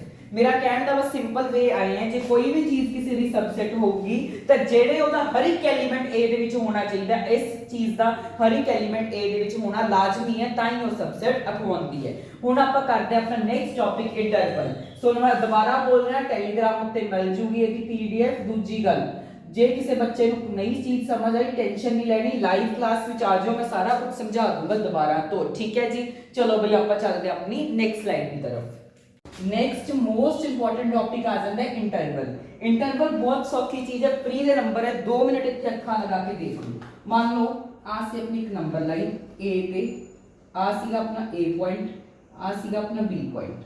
ਜੇ ਤਾਂ ਮੰਨ ਲਓ ਦੋਨਾਂ ਤੇ ਹੈਗੀ ਹੈ ਓਪਨ ਬ੍ਰੈਕਟ, ਦੋਨਾਂ ਦੇ ਉੱਤੇ ਓਪਨ ਬ੍ਰੈਕਟ। ਓਪਨ ਬ੍ਰੈਕਟ ਦਾ ਮਤਲਬ ਹੁੰਦਾ ਹੈ ਕਿ ਆਪਾਂ ਦੋਨਾਂ ਵੈਲਿਊਜ਼ ਨੂੰ ਹੀ ਨਹੀਂ ਇਨਕਲੂਡ ਕਰਨਾ, ਉਹਨਾਂ ਤੋਂ ਛੋਟੀ ਲਵਾਂਗੇ। ਮੰਨ ਲਓ ਮੈਂ ਤੁਹਾਨੂੰ ਕਹਾਂ 1 ਤੇ 2, ਮੰਨ ਲਓ 1 ਤੇ 2 ਨਾ ਲਓ, ਤੁਸੀਂ ਲੈ ਲਓ 5 ਤੇ 8, ਇਹਨਾਂ ਤੇ ਹੈਗੀ ਓਪਨ ਬ੍ਰੈਕਟ। ਓਪਨ ਬ੍ਰੈਕਟ ਆਪਾਂ ਨੂੰ ਆਏ ਕਹਿ ਰਹੀ ਹੈ ਕਿ ਤੁਸੀਂ 5 ਤੋਂ 8 ਦੇ ਵਿੱਚ ਨੰਬਰ ਚੱਕਨੇ ਆ। ਵਿੱਚ ਨੰਬਰ ਕਿਹੜੇ ਆਣਗੇ? 6 ਤੇ 7। ਤਾਂ ਇਹਦਾ ਆਨਸਰ ਕੀ ਆਣਾ? 6 ਤੇ 7। ਤੁਸੀਂ ਆਖੋਗੇ ਕਿਵੇਂ ਜੀ? ਓਪਨ ਬ੍ਰੈਕਟ ਦਾ ਮਤਲਬ ਹੁੰਦਾ ਹੈ ਕਿ ਆਪਾਂ ਇਹਨੂੰ ਇਨਕਲੂਡ ਨਹੀਂ ਕਰਨਾ, ਇਹਦੇ ਤੋਂ ਵੱਡਾ ਇਨਕਲੂਡ ਕਰੋਗੇ 6 ਆਜੂ। 8 ਇਧਰਲੇ ਪਾਸੇ ਹੈ ਨਾ, 8 ਨੂੰ ਆਪਾਂ ਇਨਕਲੂਡ ਨਹੀਂ ਕਰਦਾ, ਉਹ ਤੋਂ ਇੱਕ ਛੋਟਾ ਇਨਕਲੂਡ ਕਰਨਾ ਯਾਨੀ ਕਿ 7। ਜੇ ਮੈਂ ਐਂ ਲਿਖਦਾ ਤੇ ਕਲੋਜ਼ ਬ੍ਰੈਕਟ ਆਖਦੀ ਆਪਾਂ ਨੂੰ ਕਿ ਆਪਾਂ ਨੇ 5 ਵੀ ਇਨਕਲੂਡ ਕਰਨਾ ਹੈ, 8 ਵੀ ਇਨਕਲੂਡ ਕਰਨਾ। ਕਹਿਣ ਦਾ ਭਾਵ 5 6 7 8, ਇਹਦਾ ਤਿੰਨੋਂ ਚਾਰੋਂ ਆਨਸਰ ਇਹਦਾ ਆਊਗਾ। ਹੁਣ ਤੁਸੀਂ ਆਖੋਗੇ ਕਿ ਮੈਂ ਜੀ ਦੇਖੋ ਓਪਨ ਬ੍ਰੈਕਟ ਦੇ ਵਿੱਚ ਮੈਂ ਕੀ ਕੀਤਾ, ਇਹਨਾਂ ਦੋਨਾਂ ਨੂੰ ਨਹੀਂ ਲੈਤਾ, ਪਰ ਕਲੋਜ਼ ਬ੍ਰੈਕਟ 'ਚ ਆਪਾਂ ਇਹਨਾਂ ਦੋਨਾਂ ਨੂੰ ਵੀ ਲੈਣਾ ਹੈ। ਹੁਣ ਮੈਂ ਜੇ ਆਖਾਂ ਆਹੀ ਸੇਮ ਐਗਜ਼ਾਮਪਲ 5 ਤੇ 8 ਵੀ, ਪਰ 5 ਉੱਤੇ ਕਲੋਜ਼ ਹੈ, ਇਹਦੇ ਉੱਤੇ ਓਪਨ ਹੈ। ਹੁਣ ਤਾਂ ਕੋਈ ਮੈਨੂੰ ਦੱਸ ਸਕਦਾ ਇਹਦਾ ਆਨਸਰ ਕੀ ਹੋਊਗਾ? ਤੁਸੀਂ ਆਖੋਗੇ 5 ਦਾ ਲਵਾਂਗੇ ਕਿਉਂਕਿ ਇਹ ਤੇ ਕਲੋਜ਼ ਬ੍ਰੈਕਟ ਹੈ, ਫਿਰ ਉਸ ਤੋਂ ਬਾਅਦ 6 ਲਵਾਂਗੇ, 7 ਲਵਾਂਗੇ, ਬਸ ਇਹਦਾ ਆਨਸਰ ਆ। 8 ਕਿਉਂ ਨਹੀਂ ਲੈਤਾ? 8 ਓਪਨ ਬ੍ਰੈਕਟ ਹੈ। ਸੇਮ ਲੈ ਲਓ। ਹੁਣ ਮੈਨੂੰ ਦੱਸੋ ਇਹਦਾ ਆਨਸਰ ਕੀ ਹੋਊ? ਤੁਸੀਂ ਕਹੋਗੇ 6 7 ਤੇ 8। 5 ਕਿਉਂ ਨਹੀਂ ਲੈਤਾ? 5 ਉੱਤੇ ਕੀ ਸੀ? ਓਪਨ ਬ੍ਰੈਕਟ ਸੀ। ਸੇਮ ਜਦੋਂ ਨੰਬਰ ਲਾਈਨ ਉੱਤੇ ਆਪਾਂ ਰਿਪਰੈਜ਼ੈਂਟ ਕਰਨਾ ਹੈ ਤੇ ਆਪਾਂ ਦੇਖਿਆ ਦੋਨਾਂ ਦੇ ਉੱਤੇ ਕਲੋਜ਼ ਬ੍ਰੈਕਟ ਹੈ, ਤਾਂ ਬਸ ਤੁਸੀਂ ਐਂ ਡਾਟ ਲਗਾ ਦੇਣਾ। ਜੇ ਮੈਂ ਐਂ ਦੇਖ ਲੈਂਦਾ ਕਿ ਦੋਨਾਂ ਤੇ ਉੱਤੇ ਕਲੋਜ਼ ਬ੍ਰੈਕਟ ਹੈ, ਉਹ ਤਾਂ ਸੀਗਾ ਓਪਨ ਬ੍ਰੈਕਟ ਦਾ ਕੇਸ, ਇਹ close bracket the case. Same I A B, same I dot. ਪਰ ਹੁਣ ਤੁਸੀਂ ਦੇਖਿਆ ਇੱਥੇ ਕੀ ਹੈ? ਕਲੋਜ਼ ਬ੍ਰੈਕਟ ਵਾਸਤੇ ਤੁਸੀਂ ਕੀ ਕਰਦੇ ਨੇ? ਸ਼ੇਡ ਕਰਦੇ ਨੇ, ਬਸ। ਤਾਂ ਆਪਾਂ ਨੂੰ ਆਈ ਦੇਖ ਕੇ ਪਤਾ, ਮੈਂ ਹੁਣ ਇਹਨੂੰ ਰਿਪਰੈਜ਼ੈਂਟ ਕਰਨਾ ਹੋਵੇ 5 ਤੇ 8 ਨੂੰ, ਮੈਂ ਕੀ ਕਰੂੰਗਾ? ਇੱਕ ਉੱਤੇ ਤਾਂ ਹੈਗੀ ਹੈ ਉਹ ਵਾਲੀ ਬ੍ਰੈਕਟ, ਕਲੋਜ਼ ਬ੍ਰੈਕਟ, ਤਾਂ ਮੈਂ ਕੀ ਕਰੂੰਗਾ? ਇਹਨੂੰ ਪੂਰਾ ਸਰਕਲ ਕਰ ਦੂੰਗਾ, ਇਹਨੂੰ ਓਪਨ ਰੱਖੂ। ਹੁਣ ਤੁਸੀਂ ਦੇਖੋ, ਮੈਂ ਚਾਹੇ ਤੁਹਾਨੂੰ ਆ ਚੀਜ਼ ਦਵਾਂ ਜਾਂ ਨਾ ਦਵਾਂ, ਤੁਹਾਨੂੰ ਇਸੇ ਤੋਂ ਸਮਝ ਆ ਜਾਊਗਾ ਕਿ ਆ ਦੇਖੋ ਇਹਦੇ ਉੱਤੇ ਕੀ ਹੈ? ਡਾਟ, ਪੂਰਾ ਉਹ ਕਲਰ ਕੀਤਾ ਹੋਇਆ, ਤੇ ਇਹਦੇ ਵਿੱਚ ਆਪਾਂ 5 ਵੀ ਚੱਕਾਂਗੇ, 6 ਵੀ ਚੱਕਾਂਗੇ, 7 ਵੀ ਚੱਕਾਂਗੇ। 8 ਉੱਤੇ ਕੀ ਹੈ? ਬਿਨਾ ਕਲਰ ਵਾਲੀ ਓਪਨ ਬ੍ਰੈਕਟ ਹੈ। ਇਹ ਨਿਸ਼ਾਨੀ ਹੁੰਦੀ ਹੈ ਓਪਨ ਬ੍ਰੈਕਟ ਦੀ ਕਿ ਇਹਦੇ ਉੱਤੇ ਕਲੋਜ਼ ਮਤਲਬ ਉਹ ਹੈ, ਕਲਰ ਨਹੀਂ ਕੀਤਾ ਹੋਇਆ, ਡਾਟਡ ਨਹੀਂ ਹੈ, ਤਾਂ ਇਹਦੇ ਵਿੱਚ ਆਪਾਂ ਇਹਨੂੰ ਇਨਕਲੂਡ ਨਹੀਂ ਕਰਾਂਗੇ।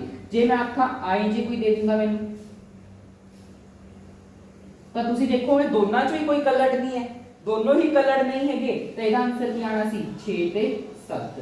यानी कि ना तो आप 5 इंक्लूड करना है, ना ही आप 8 इंक्लूड करना है। ਇਹਨੂੰ ਆਪਾਂ ਬੋਲਦੇ ਆ ਕਲੋਜ਼ ਤੇ ਓਪਨ ਬ੍ਰੈਕਟ ਦੇ ਇੰਟਰਵਲਸ। ਹੁਣ ਮੈਂ ਤੁਹਾਨੂੰ ਆਖਾਂ A ਤਾਂ ਹੈਗਾ ਆਪਣਾ ਕਲੋਜ਼, ਪਰ B ਹੈਗਾ ਓਪਨ, A ਦੀ ਡਾਇਗਰਾਮ ਕਿਵੇਂ ਬਣੂਗੀ? A ਤਾਂ ਹੈਗਾ ਸੀ ਆਪਣਾ ਕਲੋਜ਼, तो ਉਹਦੀ ਕੀ ਬਣ ਜੂ ਆਏ ਤੇ 8 की B की खुला, B की बन जाऊगा खुला। क्यों? क्योंकि B ਦੇ ਉੱਤੇ ਕੀ ਸੀ? ਕਲੋਜ਼ਡ। ਇਹਨੂੰ ਆਪਾਂ ਬੋਲਦੇ ਆ ਓਪਨ ਡਾਟ, ਇਹਨੂੰ ਆਪਾਂ ਬੋਲਦੇ ਆ ਕਲੋਜ਼ ਡਾਟ। ਸੋ ਸਮਝ ਆਇਆ ਨਾ ਓਪਨ ਡਾਟ ਕਲੋਜ਼ ਡਾਟ ਕੀ ਹੁੰਦਾ ਹੈ? ਇਹ ਆਪਣਾ ਇੰਟਰਵਲ। ਟੈਨਸ਼ਨ ਨਾ ਲਓ, ਟੈਲੀਗ੍ਰਾਮ ਤੇ ਮਿਲ ਜੂਗੀ। ਜੇ ਨਹੀਂ ਸਮਝ ਆਇਆ, ਕੋਈ ਡਾਊਟ ਹੈ, ਲਾਈਵ ਉੱਤੇ ਆ ਜਾਓ, ਅਦਰਵਾइज ਕਮੈਂਟ ਕਰ ਦਿਓ, ਮੈਂ ਫਿਰ ਤੋਂ ਇਸ ਤੇ ਵੀਡੀਓ ਬਣਾ ਦੂੰਗਾ। ਠੀਕ ਹੈ ਜੀ, ਚਲੋ ਆਪਾਂ ਚੱਲਦੇ ਹਾਂ ਆਪਣੀ ਨੈਕਸਟ ਸਲਾਈਡ ਦੀ ਤਰਫ। ਨੈਕਸਟ ਆਪਣੇ ਕੋਲ ਇੰਪੋਰਟੈਂਟ ਟੌਪਿਕ ਆ ਜਾਂਦਾ ਯੂਨੀਵਰਸਲ ਸੈਟ। ਜੇ ਤੁਹਾਨੂੰ ਯੂਨੀਵਰਸਲ ਸੈਟ ਨਹੀਂ ਸਮਝ ਆਇਆ, ਕੰਪਲੀਮੈਂਟ ਵੀ ਨਹੀਂ ਸਮਝ ਆਣਾ, ਤੇ ਜਰੂਰ 2 ਮਿੰਟ ਬਸ ਇੱਥੇ ਬੋਰਡ ਦੇ ਉੱਤੇ ਆਪਣੀ ਅੱਖਾਂ ਰੱਖਿਓ, 2 ਮਿੰਟ ਚ ਐਕਸਪਲੇਨ ਕਰ ਦੂੰ। ਯੂਨੀਵਰਸਲ ਸੈਟ ਨਾਮ ਚ ਕੀ ਆ ਰਿਹਾ? ਯੂਨੀਵਰਸਲ। ਕਹਿਣ ਦਾ ਭਾਵ ਇਹ ਇੱਕ ਇਹੋ ਜਿਹਾ ਸੈੱਟ ਹੁੰਦਾ ਹੈ ਜਿਹ ਚ ਜਿੰਨੇ ਮਰਜ਼ੀ ਸੈੱਟ ਤੁਸੀਂ ਬਣਾ ਲਓ ਸਾਰੇ ਆਉਣਗੇ। ਨਹੀਂ ਸਮਝ ਆਇਆ? ਮੰਨ ਲਓ ਮੈਂ ਕੋਈ ਵੀ ਨੰਬਰ, ਇਹ ਨਾ ਸਭ ਤੋਂ ਵੱਡਾ ਸੈੱਟ ਹੁੰਦਾ ਹੈ। ਸਭ ਤੋਂ ਪਹਿਲੀ ਗੱਲ, ਇਹ ਸਭ ਤੋਂ ਵੱਡਾ ਸੈੱਟ ਹੁੰਦਾ ਹੈ ਜਿਹਦੇ ਵਿੱਚ ਜਿੰਨੇ ਵੀ ਸੈੱਟ ਤੁਸੀਂ ਬਣਾ ਸਕਦੇ ਹੋ ਪੂਰੀ ਮੈਥ ਦੇ ਅੰਦਰ, ਜਿੰਨੇ ਵੀ ਸੈੱਟਸ ਉਹ ਸਾਰੇ ਇਹਦੇ ਅੰਦਰ ਆਣਗੇ। ਜੇ ਮੈਂ ਕਹਾਂ ਇੱਕ ਸੈੱਟ ਬਣਾ ਲਿਆ ਮੈਂ ਨੈਚੁਰਲ ਨੰਬਰ ਦਾ, ਤਾਂ ਨੈਚੁਰਲ ਨੰਬਰ ਦਾ ਵੀ ਸੈੱਟ ਇਹਦਾ ਕੀ ਹੋਊਗਾ? ਸਬਸੈਟ ਹੋਊਗਾ। ਸਬਸੈਟ ਸਮਝ ਲੈਣਾ ਕਿ ਜਿੰਨੇ ਵੀ ਨੰਬਰ ਇਸ ਦੇ ਵਿੱਚ ਆ ਰਹੇ ਨੇ ਉਹ ਹਰ ਇੱਕ ਐਲੀਮੈਂਟ ਇਹਦੇ ਵਿੱਚ ਜ਼ਰੂਰ ਆ ਰਿਹਾ ਹੋ, ਜਿਸ ਕਰਕੇ ਇਹ ਵਾਲਾ ਸੈੱਟ, ਜੇ ਇਹ ਸੈੱਟ A ਹੈ ਤਾਂ ਸੈੱਟ A ਕੀ ਹੋਊਗਾ? ਸਬਸੈਟ ਹੋਊਗਾ ਇਹਦਾ B ਦਾ। ਇਹਨੂੰ ਆਪਾਂ B ਸੈੱਟ ਮੰਨ ਲਿਆ। फिर मान लो इंटीजर्स ले ले, इंटीजर्स जेडे हुंदे है ਉਹਨੂੰ ਆਪਾਂ कहता सेट C। तो सेट C की होगा सबसेट होगा B ਦਾ। क्यों? इंटीजर्स भी इस ਦੇ ਵਿੱਚ ਆਣਗੇ। इंटीजर्स अल्फाबेट्स कोई भी तरह ਦੇ ਨਾਮ ਲੈ ਲਓ, non medical student, medical student ਸਾਰੇ ਇਹਦੇ ਵਿੱਚ ਆਣਗੇ। ਕਹਿਣ ਦਾ ਭਾਵ ਇਹ ਇੱਕ ਤਰ੍ਹਾਂ ਦੀ ਬਾਲਟੀ ਹੈ ਜਿਹਦੇ ਵਿੱਚ ਹਰ ਇੱਕ ਚੀਜ਼ ਆਊਗੀ। ਪਾਣੀ ਵੀ ਆ ਸਕਦਾ, ਕੋਲਡ ਡਰਿੰਕ ਵੀ, ਹਰ ਇੱਕ ਚੀਜ਼ ਜਿਹੜੀ ਵੀ ਤੁਸੀਂ ਚੀਜ਼ ਪਾ ਸਕਦੇ ਹੋ। ਬਾਲਟੀ ਵਿੱਚ ਆਪਾਂ ਕੁਝ ਵੀ ਪਾ ਸਕਦੇ ਨਾ, ਉਵੇਂ ਇਹਦੇ ਵਿੱਚ ਵੀ ਹਰ ਇੱਕ ਚੀਜ਼ ਪਾਈ ਜਾ ਸਕਦੀ ਹੈ। ਮੈਂ ਤੁਹਾਨੂੰ ਸਮਝਾਉਣਾ। ਮੰਨ ਲਓ ਸਕੂਲ ਹੈ, ਸਕੂਲ ਜਿਹੜਾ ਤੁਹਾਡਾ ਸਕੂਲ ਹੈ ਉਹਨੂੰ ਆਪਾਂ कहता सेट A, सेट A। ठीक है जी, सेट A की है स्कूल। हुण जे मैं कहां सेट B, वो है ਤੁਹਾਡੀ क्लास। हुण ਜਿਹੜੀ क्लास है, क्लास किहदे विच है? स्कूल दे विच। क्लास किहदे विच है? स्कूल दे विच। तो मैं बोल सकदा ਜਿਹੜਾ सेट A है वो यूनिवर्सल सेट है ते क्लास की है ਉਹਦਾ सबसेट है। वो भी सेट C मान लो, सेट C मान लो। वो है टीचर्स, टीचर्स भी स्कूल दे विच है। स्टूडेंट्स का सेट D मान लो। तो वो भी की जा रहा है, ਇਹਦੇ ਵਿੱਚ ਆ ਰਿਹਾ, ਸਕੂਲ ਦੇ ਵਿੱਚ ਆ ਰਿਹਾ। ਤਾਂ ਕਹਿਣ ਦਾ ਭਾਵ ਜਿਹੜਾ ਸਕੂਲ ਹੈ ਉਹ ਇੱਕ ਯੂਨੀਵਰਸਲ ਸੈਟ ਹੈ। ਕਿਹਦੇ ਵਾਸਤੇ? ਹਰ ਇੱਕ ਕਲਾਸ ਵਾਸਤੇ, ਹਰ ਇੱਕ ਬੱਚਿਆਂ ਵਾਸਤੇ, ਹਰ ਇੱਕ ਟੀਚਰਸ ਵਾਸਤੇ। ਕਿਉਂਕਿ ਇਹ ਸਾਰੇ ਕੀ ਹੈ, ਇਹ ਸਕੂਲ ਦੇ ਵਿੱਚ ਹੀ ਆ ਰਹੇ ਨਾ, ਜਿਸ ਕਰਕੇ ਸਕੂਲ ਕੀ ਬਣ ਗਿਆ? Universal set. ਤੇ ਇਹ ਕੀ ਬਣ ਗਏ? ਤੇ ਸਬਸੈਟ ਬਣ ਗਏ। ਮੰਨ ਲਓ ਆਪਣੇ ਕੋਲ ਕੈਂਟੀਨ ਹੈ, ਕੈਂਟੀਨ ਵਿੱਚ ਹੈਗਾ ਪੀਜ਼ਾ। ਫਿਰ ਤੋਂ ਯਾਦ ਕਰਾਤੀ ਵੀਰੇ ਤੁਸੀਂ ਤਾਂ, ਪੀਜ਼ਾ, 버ਗਰ, ਸੈਂਡਵਿਚ, ਇਹ ਸਭ ਹੈ। ठीक है जी। मान लो एक स्टूडेंट है A, ਉਹਦੇ ਕੋਲ ਤਾਂ ਹੈਗਾ ਪੀਜ਼ਾ। ਇੱਕ ਸਟੂਡੈਂਟ ਹੈ B, ਉਹਦੇ ਕੋਲ ਹੈ ਸੈਂਡਵਿਚ। ਤਾਂ ਜਿਹੜਾ A ਤੇ B ਹੈ ਉਹ ਕੀ ਹੈ? ਸਬਸੈਟ ਹੋਣਗੇ ਕਾਹਦੇ? ਪੀਜ਼ਾ, 버ਗਰ, ਸੈਂਡਵਿਚ ਦੇ। ਤਾਂ ਆਪਾਂ ਇਹ ਕਹਿ ਸਕਦੇ ਜਿਹੜਾ ਪੀਜ਼ਾ, 버ਗਰ, ਸੈਂਡਵਿਚ ਵਾਲਾ ਸੈੱਟ ਹੈ ਉਹ ਕੀ ਹੈ? ਯੂਨੀਵਰਸਲ ਸੈੱਟ ਹੈ ਤੇ ਇਹ ਕੀ ਹੈ? ਸਬਸੈਟ ਹੈ। ਕਹਿਣ ਦਾ ਭਾਵ ਸਰਲ ਭਾਸ਼ਾ 'ਚ ਜਿਹੜਾ ਆਪਣਾ ਯੂਨੀਵਰਸਲ ਸੈਟ ਹੈ ਨਾ, ਉਹ ਕੀ ਹੁੰਦਾਗਾ? ਇੱਕ ਬਾਸਕਟ ਹੁੰਦੀ ਹੈ ਜਿਸ 'ਚ ਹਰ ਇੱਕ ਸੈੱਟ ਆਉਂਦਾ ਹੈ। ਹਰ ਇੱਕ ਸੈੱਟ ਉਹਦਾ ਉਹ ਹੁੰਦਾ ਹੈ, ਸਬਸੈਟ ਹੁੰਦਾ ਹੈ। ਜਿਵੇਂ ਇਹ ਹੈ, ਇਹ ਕੀ ਸੀ? ਇੱਕ ਯੂਨੀਵਰਸਲ ਸਬਸੈਟ। ਤਾਂ ਇਹਦੇ ਕੀ ਹੋਣਗੇ? ਹਰ ਇੱਕ ਚੀਜ਼, ਪੀਜ਼ਾ, ਸੈਂਡਵਿਚ, 버ਗਰ ਸਾਰੇ ਕੀ ਹੋ ਜਾਣਗੇ? ਤੇ ਸਬਸੈਟ ਹੋ ਜਾਣਗੇ। ਜਿਵੇਂ ਸਕੂਲ ਹੈ, ਸਕੂਲ ਇੱਕ ਹੈਗਾ ਯੂਨੀਵਰਸਲ ਸੈਟ ਜਿਹਦੇ ਵਿੱਚ स्टूडेंट्स भी आएंगे, क्लासा भी आउणगियां, टीचर भी आउणगियां, थोड़े बेंच, थोड़े लेक्चर स्टैंड, थोड़े बोर्ड, हर एक चीज की आ रही है स्कूल दे विच आ रही है। जिस करके स्कूल की एक यूनिवर्सल सेट है ते एक ही इनके सारे सबसेट्स है। यूनिवर्सल सेट एक एहो जिहा सेट हुंदा है जिसदे विच हर एक एलिमेंट, हर एक सेट आंदा है, तां ओहनूं आपां बोलदे हां यूनिवर्सल सेट। आ गया समझ? नहीं आया होगा ਤਾਂ ਵੀ ਕੋਈ ਗੱਲ ਨਹੀਂ, ਤੁਸੀਂ ਮੈਨੂੰ ਫਿਰ ਪੁੱਛ ਸਕਦੇ ਹੋ ਲਾਈਵ ਵਿੱਚ, ਮੈਂ ਫਿਰ ਤੋਂ ਸਮਝਾ ਦੂੰਗਾ ਯੂਨੀਵਰਸਲ ਸੈਟ। ਪਰ ਇੱਕ ਤਰ੍ਹਾਂ ਤੋਂ ਬਸ ਐਂ ਸਮਝ ਲਓ ਯੂਨੀਵਰਸਲ ਸੈਟ ਦੇ ਵਿੱਚ ਹਰ ਇੱਕ ਸੈਟ ਆਉਂਦਾ ਹੈ। ਠੀਕ ਹੈ ਜੀ। ਹੁਣ ਆਪਾਂ ਕਰਦੇ ਹਾਂ ਕੁਝ ਕੁਐਸਚਨਸ ਦੀ ਤਰਫ। ਆਪਣੇ ਕੋਲ ਇੱਕ ਕੁਐਸਚਨ ਆ ਜਾਂਦਾ ਹੈ, ਇਹ ਕੁਐਸਚਨ ਮਿਕਸ ਅਪ ਹੈ, ਬਿਲੋਂਗ ਟੂ, ਸਬਸੈਟ, ਤੁਹਾਨੂੰ ਸਭ ਕੁਝ ਕਲੀਅਰ ਹੋ ਜਾਊਗਾ। ਜਿਹੜਾ ਫਸਟ ਤੇ ਸੈਕਿੰਡ ਪਾਰਟ ਹੈ ਐਕਸਰਸਾਈਜ਼ 1.3 ਦਾ, ਉਹ ਤੁਸੀਂ ਆਪ ਟਰਾਈ ਕਰਨਾ ਹੈ। प्लीज एक बार ट्राई करो, हर एक सम शुद्ध हो जाएगा, बहुत इजी है। चलो हम मैं ਤੁਹਾਨੂੰ ਆ ਕਰਵਾना, ये थोड़ा डिफिकल्ट है, इंपॉर्टेंट है। इन तो पहला मैं एक चीज क्लियर करदा, ਜਿਹੜਾ ਆਪਣਾ फाइल है, फाइल यानी कि एम्प्टी सेट, वो हर एक ਦਾ सबसेट ਹੁੰਦਾ है। कोई भी सेट ले लो, B C A B C D E F, कोई मर्जी सेट ले लो, चाहे नॉन मेडिकल के स्टूडेंट्स का, चाहे मेडिकल के टीचर्स का, चाहे सोडे आप दा, कोई भी मेरे सबसक्राइबर्स का, तो हर एक का जो मैं सबसेट कटना होंगे तो सब तो पहला सबसेट फाइव लिखते हैं आप। ठीक है जी, सब को गल क्लीयर होगी। जो फाइव है वो हर एक का सबसेट होंगे। दूसरा रूल, कदे भी जदों भी आप किसी भी चीज़ का सबसेट लिखते हैं तो जो एलीमेंट लिखते हैं उन्होंने एंड करली ब्रैकेट्स विच लिखते हैं। करली ब्रैकेट निशानी है कि वो की है, एक सेट है, तो सबसेट दे विच भी तुसी करली ब्रैकेट सब तो पहला पानी है, उस तो बाद एलीमेंट लिखना है, तो ये ताई अपन पता लगेगा कि ये की है, सबसेट है। फाइव नाल कदे भी करली ब्रैकेट्स नहीं आती। ठीक है जी, आ दो चीज़ां क्लियर होईयां। हुण 11 पार्ट है, पहला पार्ट 3 ते 4 सबसेट ए। हुण तुसी आ सी ए सेट 1 2 3 4 5 3 ਤੇ 4 सबसेट है।